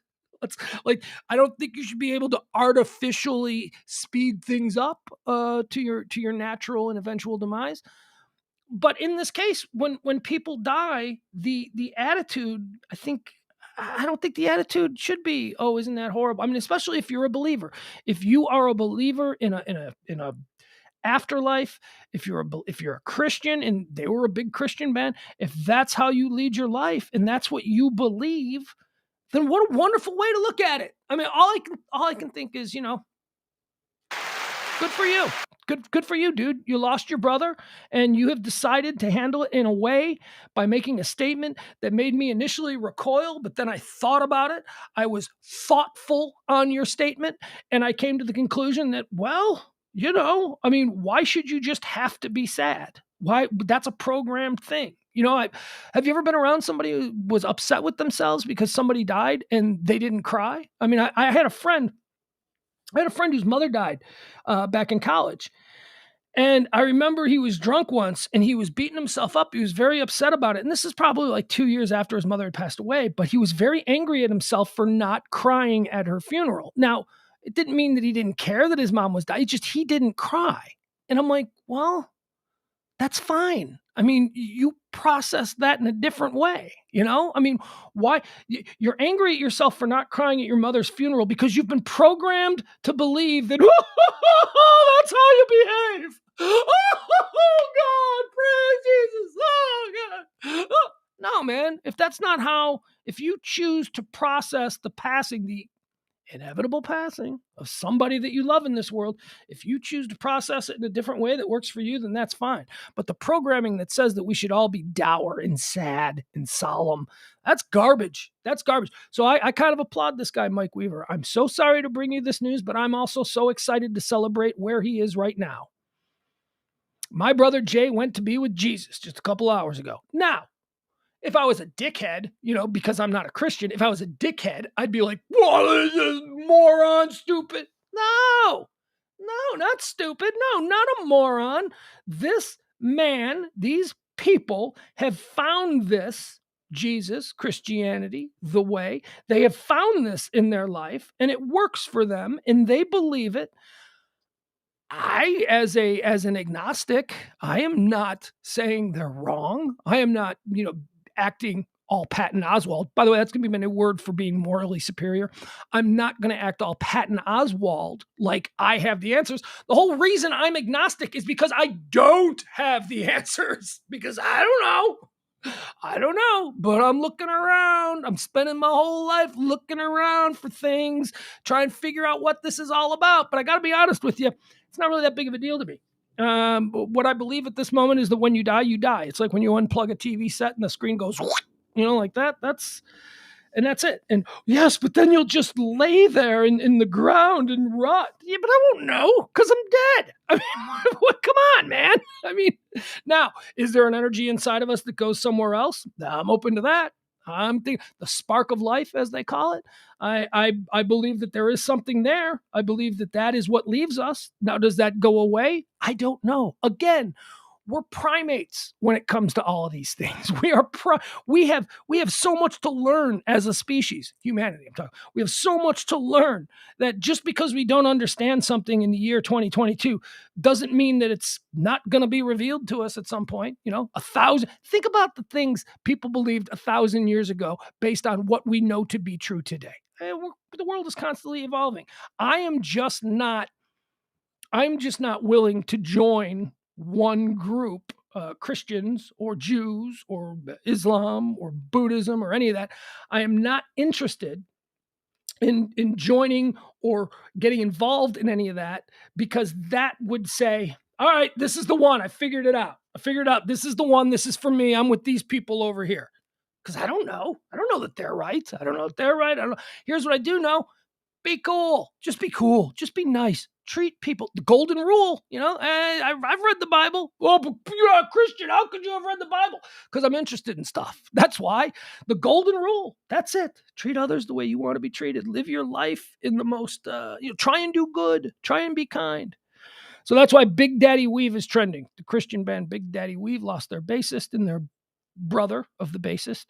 Jay Weaver is the one who died. His brother Mike had a rather interesting way of, talking about what's happening. He was excited and he's happy for his brother that his brother is dead. Chipotle is trending. Why is Chipotle trending? Chipotle has added a meatless chorizo to its menu. Do I have any thoughts on Chipotle? I've had Chipotle 3 times in my life. Whenever I see a Chipotle here in Texas, I feel the same way when I see a Domino's in Chicago. a Domino's pizza.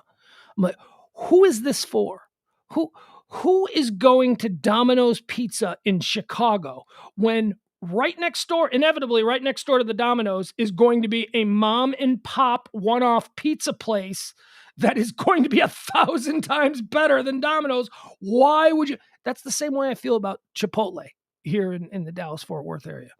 Every time I see a Chipotle, I go, who the hell is going to Chipotle when there are a million little mom and pop burrito taco joints on every corner here that will blow your mind? But no, we go to Chipotle. And now Chipotle has meatless chorizo. I love chorizo, but this might work. Now, I don't have a big... Here's what I'm doing for 2022. And I've tried to do this before. I think I'm gonna be done with red meat as like a staple, like burgers and steak and stuff like that. I'm gonna be all about the fish, pork, and not, let's be honest, not seafood, because I'm on a diet where all I can eat is lobster and shrimp. Oh, shut up, you rich asshole! There's no way I could be on that diet. So yeah, so that's that with that. They got a Chipotle. Chipotle's got a new meatless chorizo on their menu. But chorizo. I mean, I guess you're just going for the consistency, right? Because chorizo doesn't taste like meat. Chorizo tastes like flavoring and spices and stuff like that. So, maybe, right? Maybe that would work. maybe you could, if you could just come up with something that would mimic the consistency of the chorizo meat and still flavor it, maybe that'll work. So there you go. If you're a vegan, Chipotle's got something for you. Oh, let's see what else. That's about it. I think that's about it for today. Well, hello, little lady. The dog just walked out here. The dog has been sleeping this entire time. Well, hi, little girl. Little girl got in trouble today. She was a bad girl. She was, I woke up about 8:30 this morning, and I had to let her out the back door so that she could go do her business in the yard. And she immediately started chasing squirrels and barking. And then some workmen were in the back. We've got a fence line that, and then the next block over, but in between our fence line and the next block over, because this is a rich neighborhood, there's like this grass no man's land. It is. It's like no man's land. It's not their property. It's not our property. And there's like some power boxes and stuff back there. And there were some workmen back there today. And oh boy, did CeeLo, the house dog, she went nuts. And she started barking and she started screaming. And boy, was she pissed off and blah, blah, blah. Some neighborhood asshole called animal control. I'm trying to have high tea this morning, and my maid keeps interrupting me with this. Basically, some rich person got pissed because a dog was barking. Are you kidding me? And this was like 5. I heard her barking. I'm inside the guest house here. She's in the backyard. I hear her back there barking. Dogs bark, right? She wasn't barking for like 3 straight hours. She was barking for like maybe, 5 minutes. And she was barking because there were workmen on the other side of the fence. So she was barking at people. Oh, Highland Park Animal Control, please do something about that mangy mongrel. So she got in trouble. She got in trouble today. Animal Control had an issue. Oh, and yeah, that's about it. All right, again, no pillow talk tonight, folks, because I gotta pick up E from the airport and all that stuff.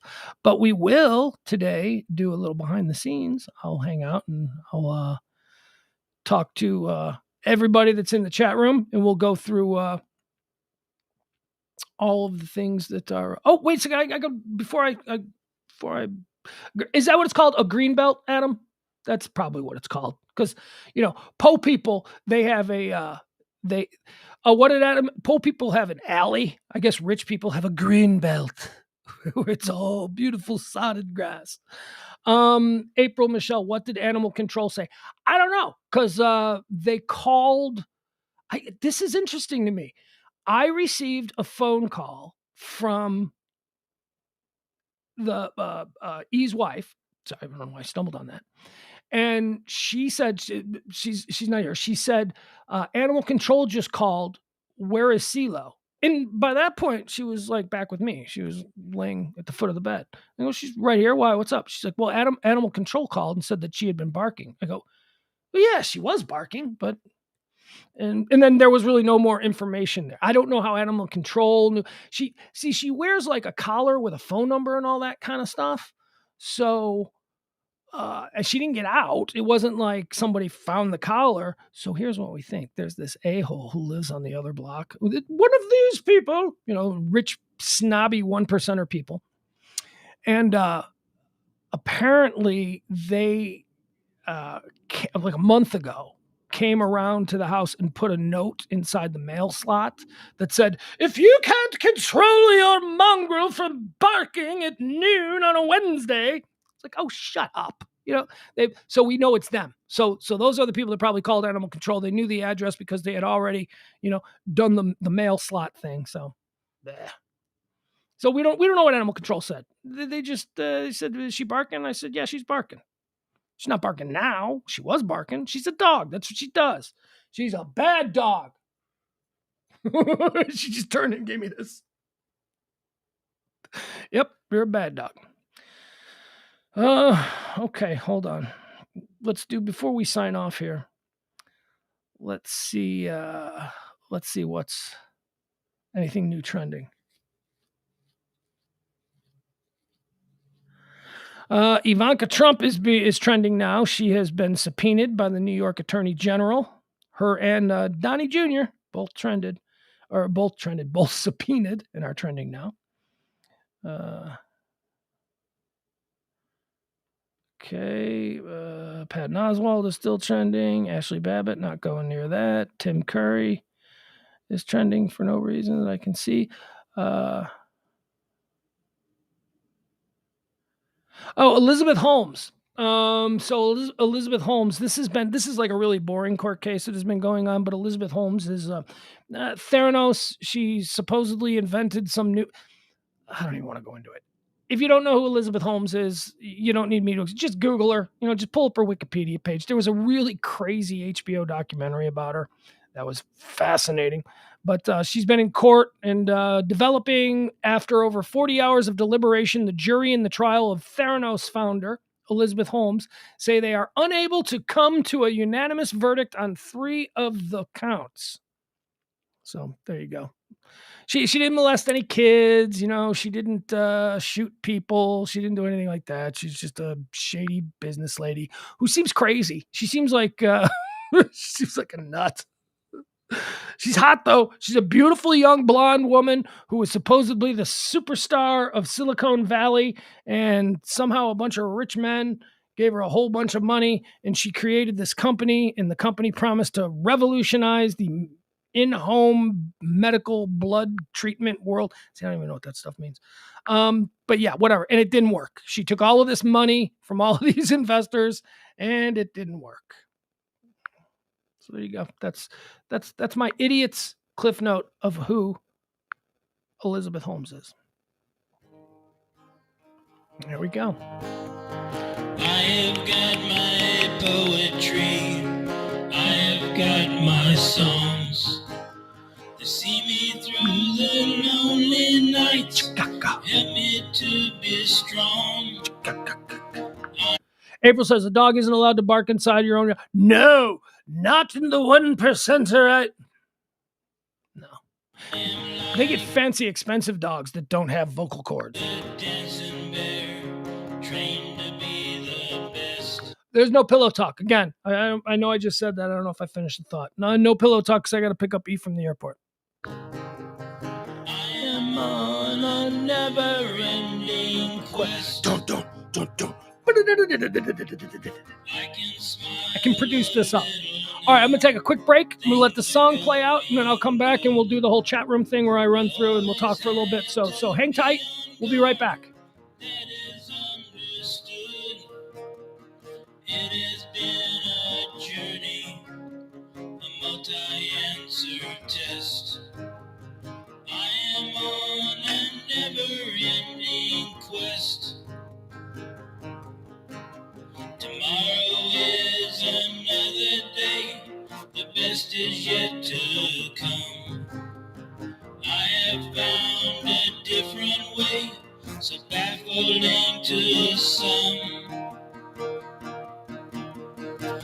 have got an old guitar, that is all I need. I don't need no 401, I don't have the greed.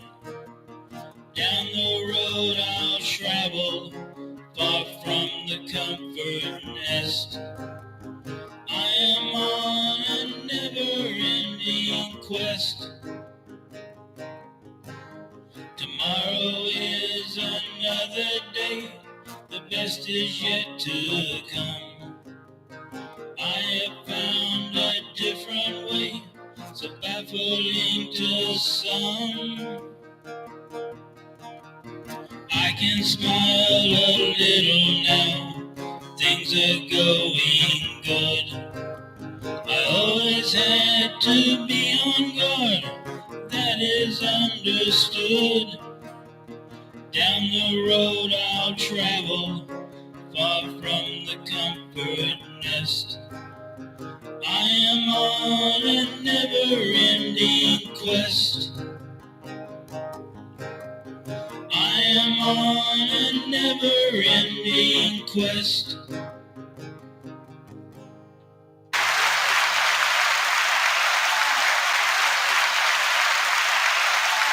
And we're back. All right.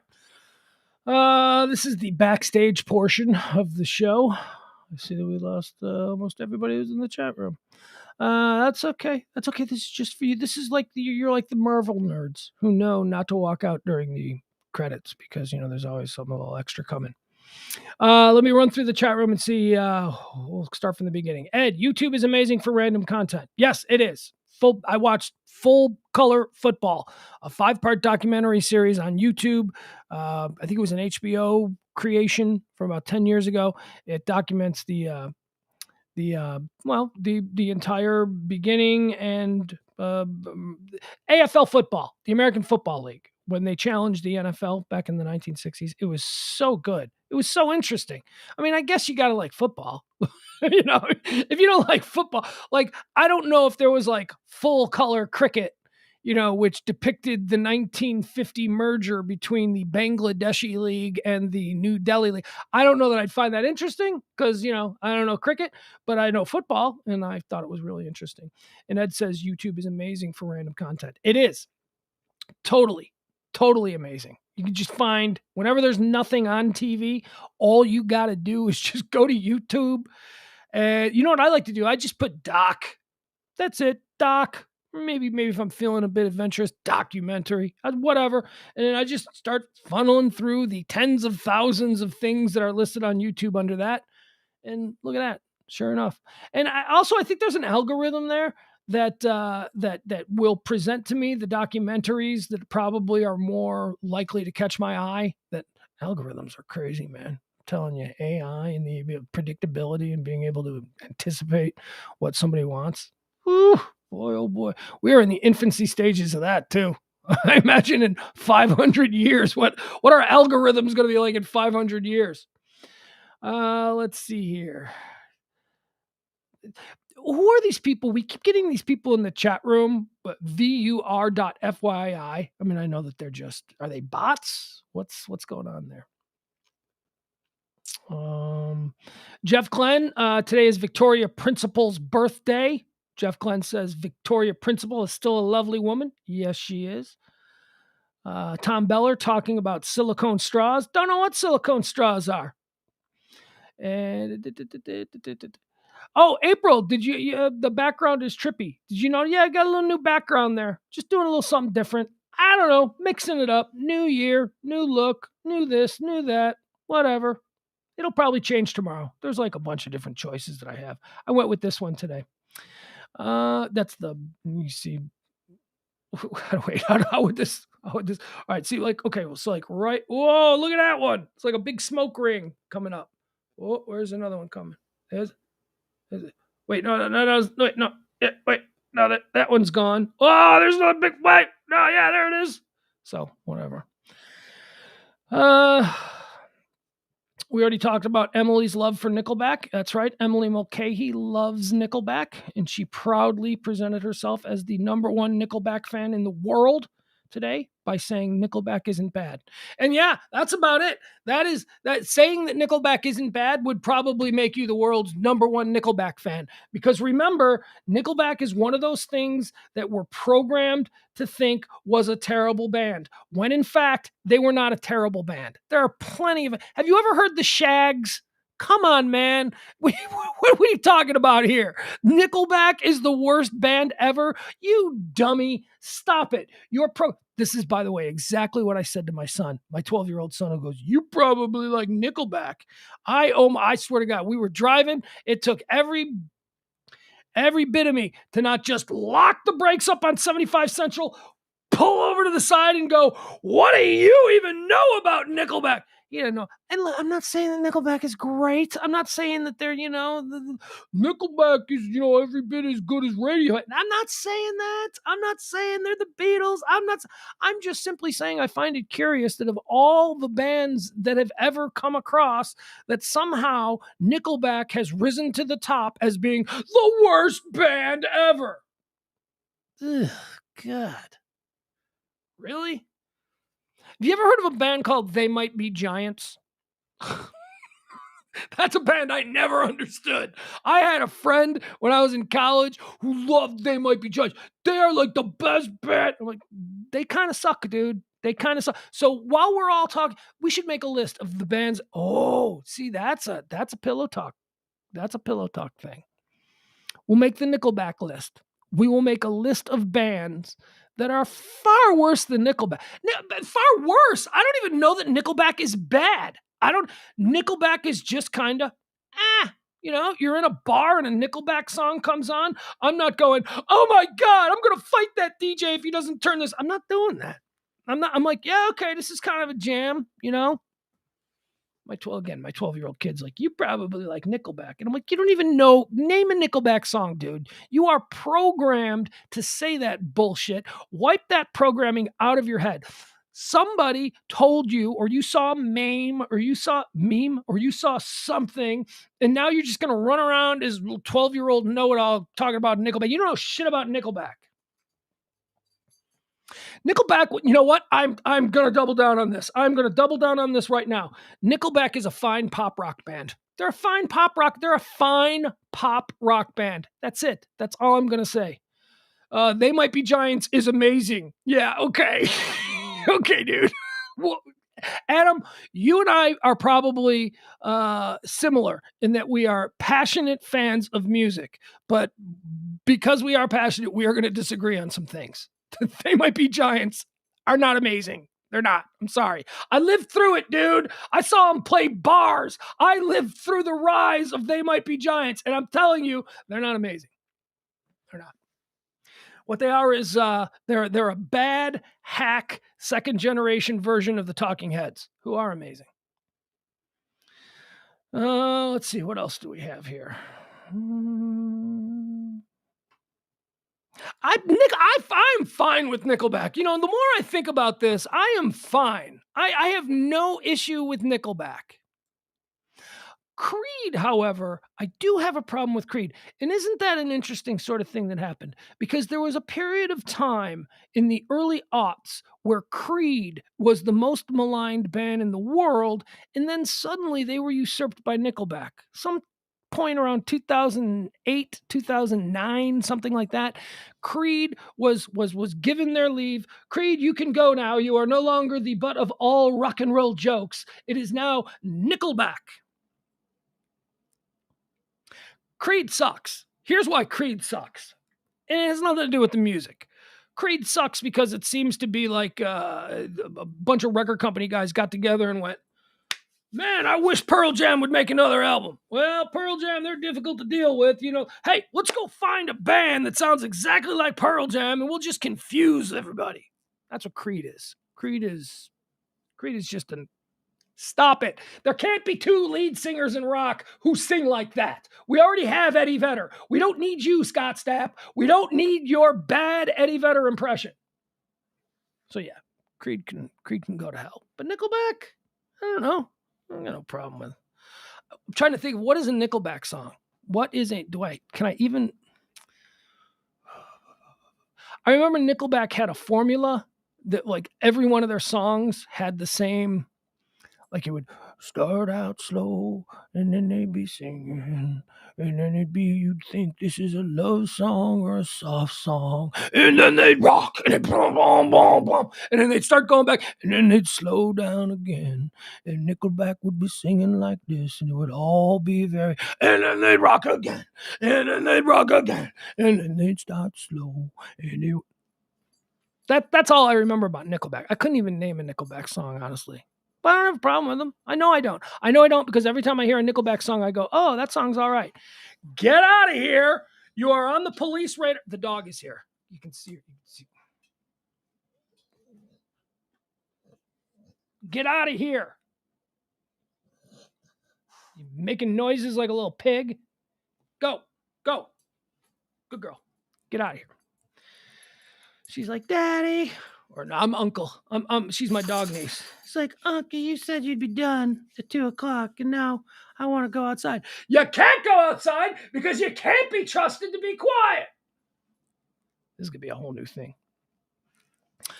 Nickelback really does suck. Their first album was okay. Then they got deep into butt rock. Okay, see, this is the whole thing. They suck. They don't suck. You know who sucks? Those 15-year-olds who play in a garage down the street from where you live. They suck. Nickelback are a bunch of competent musicians who know how to play their instruments.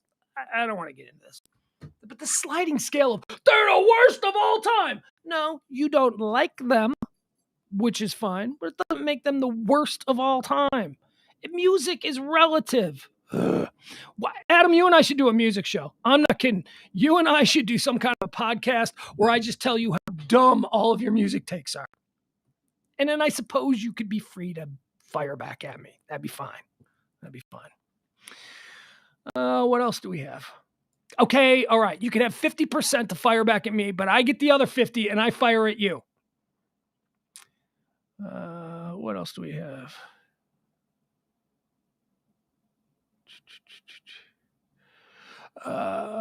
Byron suggests that E should just use an Uber instead of interrupting the Pillow Talk show. No, he should not. I am his Uber. As long as I am being afforded his graciousness, I am there. Oh, you know what I did? I did something. My God, you guys. Okay, is Tom Beller still in there? I don't think Tom Beller is. But Tom Beller knows me from way back, so he would get a huge kick out of this. All right. First of all, he needs a ride somewhere. I'm the guy. He don't call Uber. I'll come get him for free. Are you kidding me? I'm living in his guest house, on his property. I'm trying to live up to my role as the new millennial Cato Kate. Was that the dog? Cato Kalin.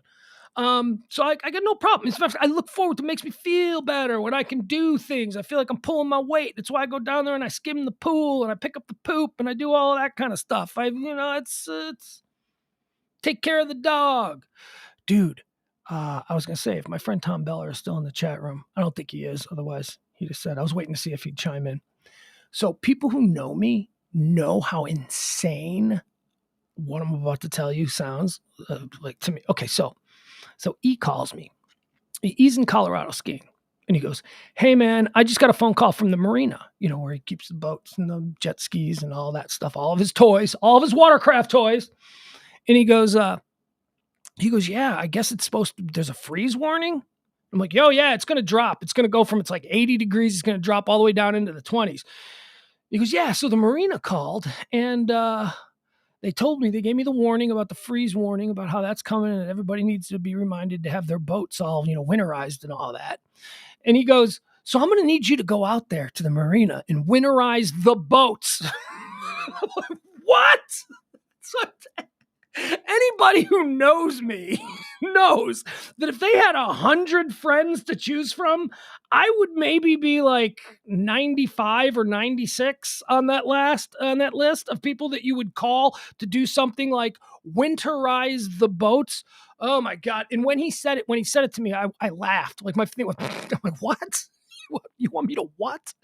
He's like, oh yeah, it's not that hard. It's not that much. You're not gonna have to do it. But I don't know, man. Aaron, there he is. Aaron Sockwell knows me. Yes, Aaron. He asked me to go out there on the first day of the new year, the morning of January 1st, Saturday, and winterize the boats. Winterize the jet skis, make sure that they were all drained. Oh my God. Oh, good. And now I see Aaron here. Now I feel like I'm talking to somebody who gets me. All right.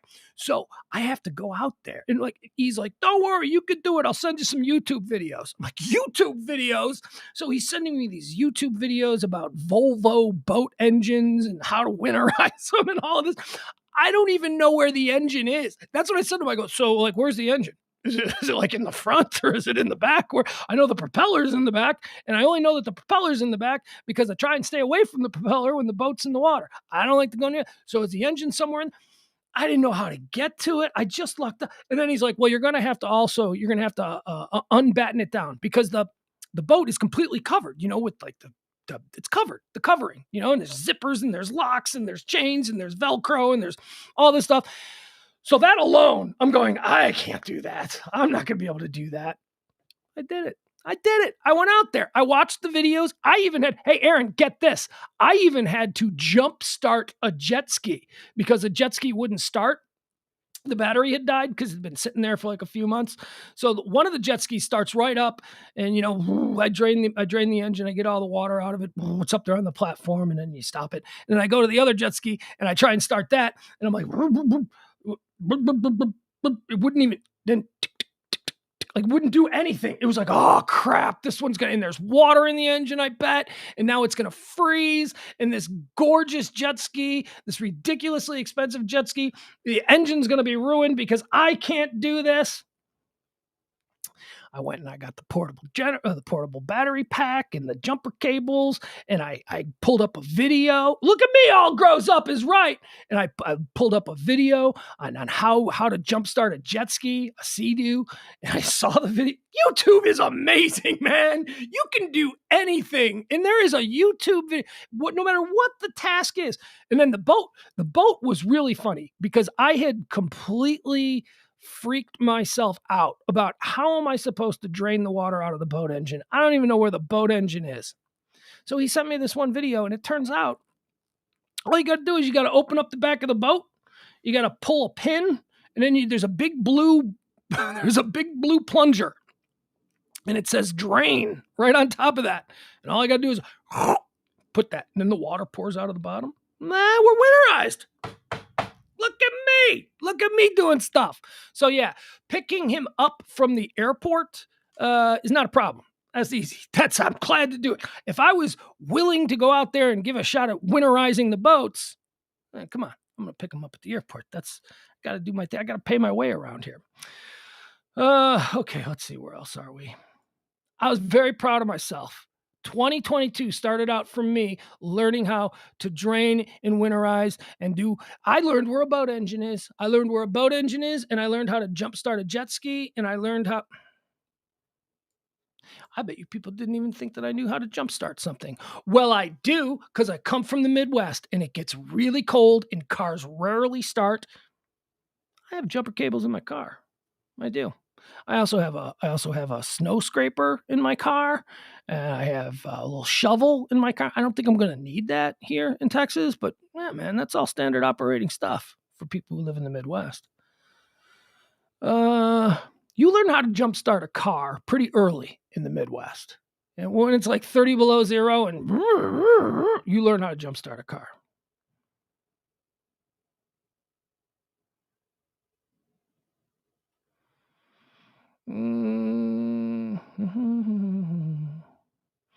Adam, that is pretty funny. Adam is an expert at Bitcoin because he made like $300 on Dogecoin and then he got out. That would make you an expert. That's good. I'm sorry. I'm just kind of trying to run through.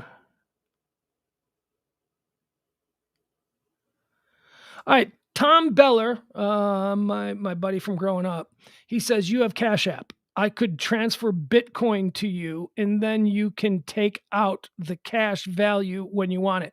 I don't know what the hell that means. I have no idea what that means.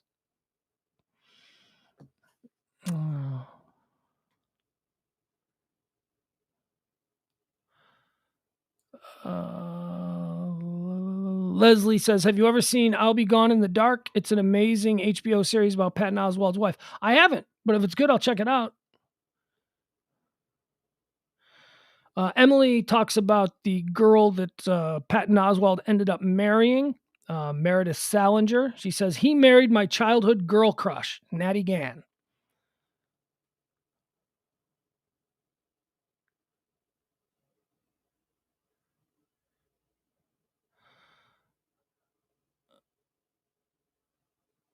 Adam says, sex is a fact. Pugs, gender is a construct. Well, okay.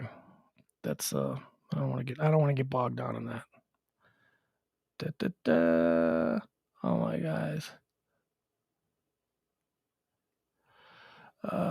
Byron says Patton Oswalt is funny. Patton Oswalt is funny. I just, morally superior stuff, but definitely a cuck. I muted him on Twitter. All right, Byron, your use of the word cuck tells me that you are, well, I already know what Byron is, but I like Byron anyway. See, because I am done in 2022 defining people as one-dimensional based on who they support politically. That shit's got to stop. We got to stop. People are more than just who they support politically. We as a country, we as a race, I guess that's wrong. We as a species need to understand and embrace the idea that we are all complicated and there might be 1,000 things that go into each and every one of us, and maybe 300 of those things suck and we find repulsive, but 700 we can work with. Let's do that. Let's focus in on that. I cuck. I hate when people use that word. It's just such a charged word. And never mind. I almost went somewhere. I am not going there. Hey, Aaron, do you know about Bitcoin? What do you think? Coinbase is the best app for that? You know about Bitcoin? Then do the podcast with me. Dude, I need somebody, except I probably need somebody. Well, you can be one of the people in there. There'll be like an expert who knows all about the stuff and can answer all my stupid questions. And then there can be somebody like Aaron who's there with me, who's not stupid like I am, but certainly isn't at like the, Bitcoin level. Okay. All right. So we'll talk, because then if it's you and me, Aaron, then it doesn't matter who the expert is. You see, the expert can be dry and personality-less. He can just have really good information. But if I'm working with someone like you, then at least I know I can make it fun. That I know that we could. Okay. So we'll do that. Let's see here. See, Aaron, who is a mechanic, an incredibly skilled and gifted mechanic. He knows how to do stuff with tools. He says, I call them YouTube mechanics. 100%, 60% of the time. I don't know what that means. Bill Falk, yeah, he points out Dream a Little Dream was another Meredith Salinger movie from the 80s, 90s when she was like a hot girl. Adam, Sober October works so much better. Yeah. Alliterative wise, yeah. Sober October. That rolls nicely. But it's hard to be. Well, I suppose it's Halloween because you drink on Halloween. Halloween is a drinking holiday, so maybe all of October except for Halloween. January, there's no reason to drink. After January 1st, you're hungover, you don't want to drink, and then there's really no other celebratory holidays all month. What do we got? We got Martin Luther King Day. We don't drink on Martin Luther King Day. That's not a thing. So, I can see like it works. It works because there's really no reason to drink. Although October could work too. And Adam does point out, rightfully so, it runs well. Sober October. Leslie says, my first winter in Texas, people were using credit cards to scrape ice. I pull out a 3-foot scraper and people were completely amazed. Yeah, my favorite thing about people in Texas in the winter, and God, look, I love you people. I made one. I created a little Texan. This is not, don't take this personally, but you all don't know. You don't know what snow does with cars. You don't know how to drive in snow. And why should you? This doesn't mean that you do know how to survive 90 days of 100-degree temperatures. So I'll give you that. There you go. You can do that. People where I'm from can't do that. We have 2 weeks of over 85 degrees and 500 old people die. That's what happens in the Midwest. You people, you can do 3 months of 105 degrees and everybody's like, yeah, well, just another regular summer. All right, so there, I said nice things about you. Can't drive in snow. You people suck. I, as someone who is very good at driving in snow. I mean, look, on a scale of 1 to 10, as a driver, just generally speaking, as a driver, like 1 being someone who has never driven before, and 10 being, Michael Schumacher. Happy birthday, Michael Schumacher, born on this day. All right, 10 being Michael Schumacher, and 1 being a guy who's never driven. I'm a solid 6 or 7. I mean, I don't drive fast. I drive safe. I'm pretty good. I don't get tickets. I don't have accidents. At least not in my adult life. So I'm pretty good. I'd say I'm a 6.5, maybe a 7 when it comes to driving. What was the whole point of this? Oh yeah, but in snow, I think that on a scale of 1 to 10 driving in the snow, I think I'm an 8. I think I'm a good 8 because I just have this I know how to counter steer. I know the rules about braking. You don't brake on ice, people. You don't brake on ice. You have to go slow. You should. My favorite thing about Texas winters is when the first snow of the year is predicted and all the news people, the news teams will go out and they'll set up a robot camera, like just like one robot. And nobody even has to stand out there. They'll just put a robot camera, an unmanned camera, if you will, on a stretch of road that is particularly dangerous when it ices over. And then they'll just film people slamming into each other. That's like my favorite thing. That is so... How about a sign? How about instead of the camera filming people how about stand out there with a sign? How about contribute something to the community? Maybe a sign. Maybe it says, please be careful. This road is really crazy and we're filming on the other side of it. And you don't want to be on the 10 o'clock news tonight looking like an asshole because you could do that. But no, you don't do that because you want people to have misfortune. You want people to slam into each other. I remember, oh God. In the ditch, it's snow. That's all, folks. Just here's the rule: just you drive very carefully in the snow. You don't need if it's 55 miles an hour and there's snow on the ground, and you don't have salt trucks, and it's not like there's a shit ton of plows around here. If it's 55, you got to go about 15, 20. Okay, not like I'm doing 40 in a 55. Shut up. That 40 is gonna wind you up in the ditch. Okay, you're gonna end up in the ditch doing 40. You got to be able to maintain a speed where if you just suddenly lost total control, you can just let everything go and your car will eventually come to a halt. But you can't like be speeding and then be like, oh, it's icy, and you hit the brakes because you know what's going to happen then? You're going to spin in a circle. You're going to slam into other people. Dummies, you don't use your brakes on ice. You don't do it. Something we learned in the Midwest. Adam goes ham on MLK Day. I don't know what that means, but it kind of made me laugh. All right. I sent you some Bitcoin. No, you didn't, because Bitcoin's not a real thing. But if you did, fun. Wow. I won't know what to do with it, but okay. Thank you. All right, guys. I think that's about it. We're going to... There you go. Leslie, no. My girl Leslie knows all about it. You turn into the skid. Yes. And then when you're spinning, you counter steer. You got to learn. It's got to be an instinct. You got to naturally learn how. We learned all this in driver's ed. There's like a big part of driver's ed in the Midwest is learning how to, drive in snow, drive on ice, coast on ice. You don't really drive. You don't drive. You know what you do? You know what we know in the Midwest? You know what we know in the Midwest about when it's bad out, when the snow is out, and when the roads are icy? You know what we know about in the Midwest? You know what we do? We stay home. We stay home. We say it's not worth it. We all are expert levels at driving in this shit. And even us, it's too crazy out there. Not here. Not in Texas. People are like, hey, it's snowing. Let's go. Like, no. I remember last year, this was so funny. So my buddies, the Harder brothers, Brian Harder and Jerry Elliott, I just call them the Harder brothers because they own a bunch of bars, a bunch of great bars. They're some of Dallas's most prolific bar and entertainment entrepreneurs.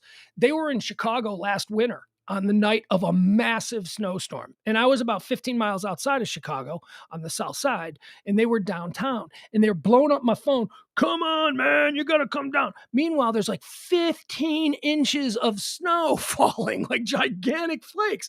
And these Texans could not understand why. No, I'm not. I'm sorry. I know I don't get to see you guys much, and I only get to see you when you come into town, but there is 15 inches falling right now. I am not going to drive 15 miles. We'll send you an Uber. No, I am not getting in the car with somebody else. I don't want to get into a car with, I feel pretty confident in my ability to drive in this weather. I do not want to drive myself. So I am not going to let some guy that you send in an Uber 15 miles outside of downtown to come downtown. And then it dawned on me. I'm like, they're Texans. They're Texans. They have no idea what is going on the roads right now. They are Texans staying in a nice hotel in downtown Chicago during a blizzard, and they don't understand why me, a lifelong Chicagoan and Midwest native, has no interest in going out in a car 15 miles to drink all night. That's nuts. Texans. Yeah. All right. There's nothing else. What is arrest is trending? Why is arrest trending? Doesn't say why. Let's see here. Who got arrested?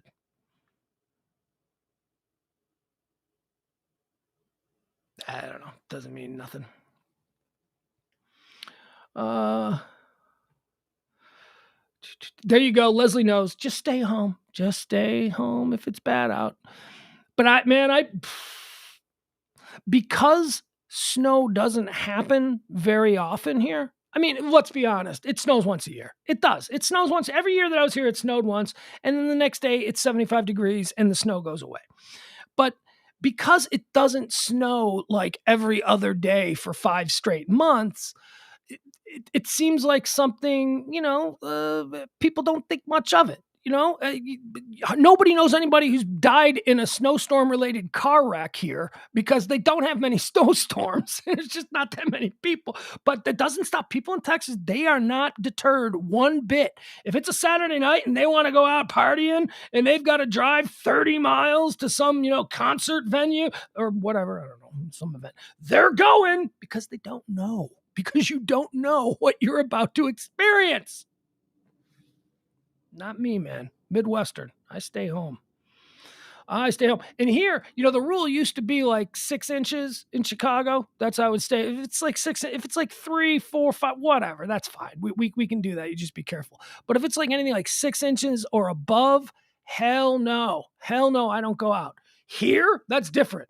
1 inch, the threat of snow, I don't go out. Why? Because you people can't drive in it. It's not about me. It's about you people coming at me, spinning out of control because you decided that 50 was a perfectly... We're done. All right, folks, that's it. We'll be back tomorrow at noon. Appreciate you hanging out with me today. Well, no pillow talk tonight. I know I promised that we were going to do pillow talk, but we can't do pillow talk tonight. I'm sorry. All right, folks. Thank you. Appreciate it. See you tomorrow at noon. Love you. Support the show if you can. Do whatever you want. Cash App is there. Venmo is there. PayPal is there. All of those things. The show relies on you. Thank you. Love you. Okay. Bye, everybody.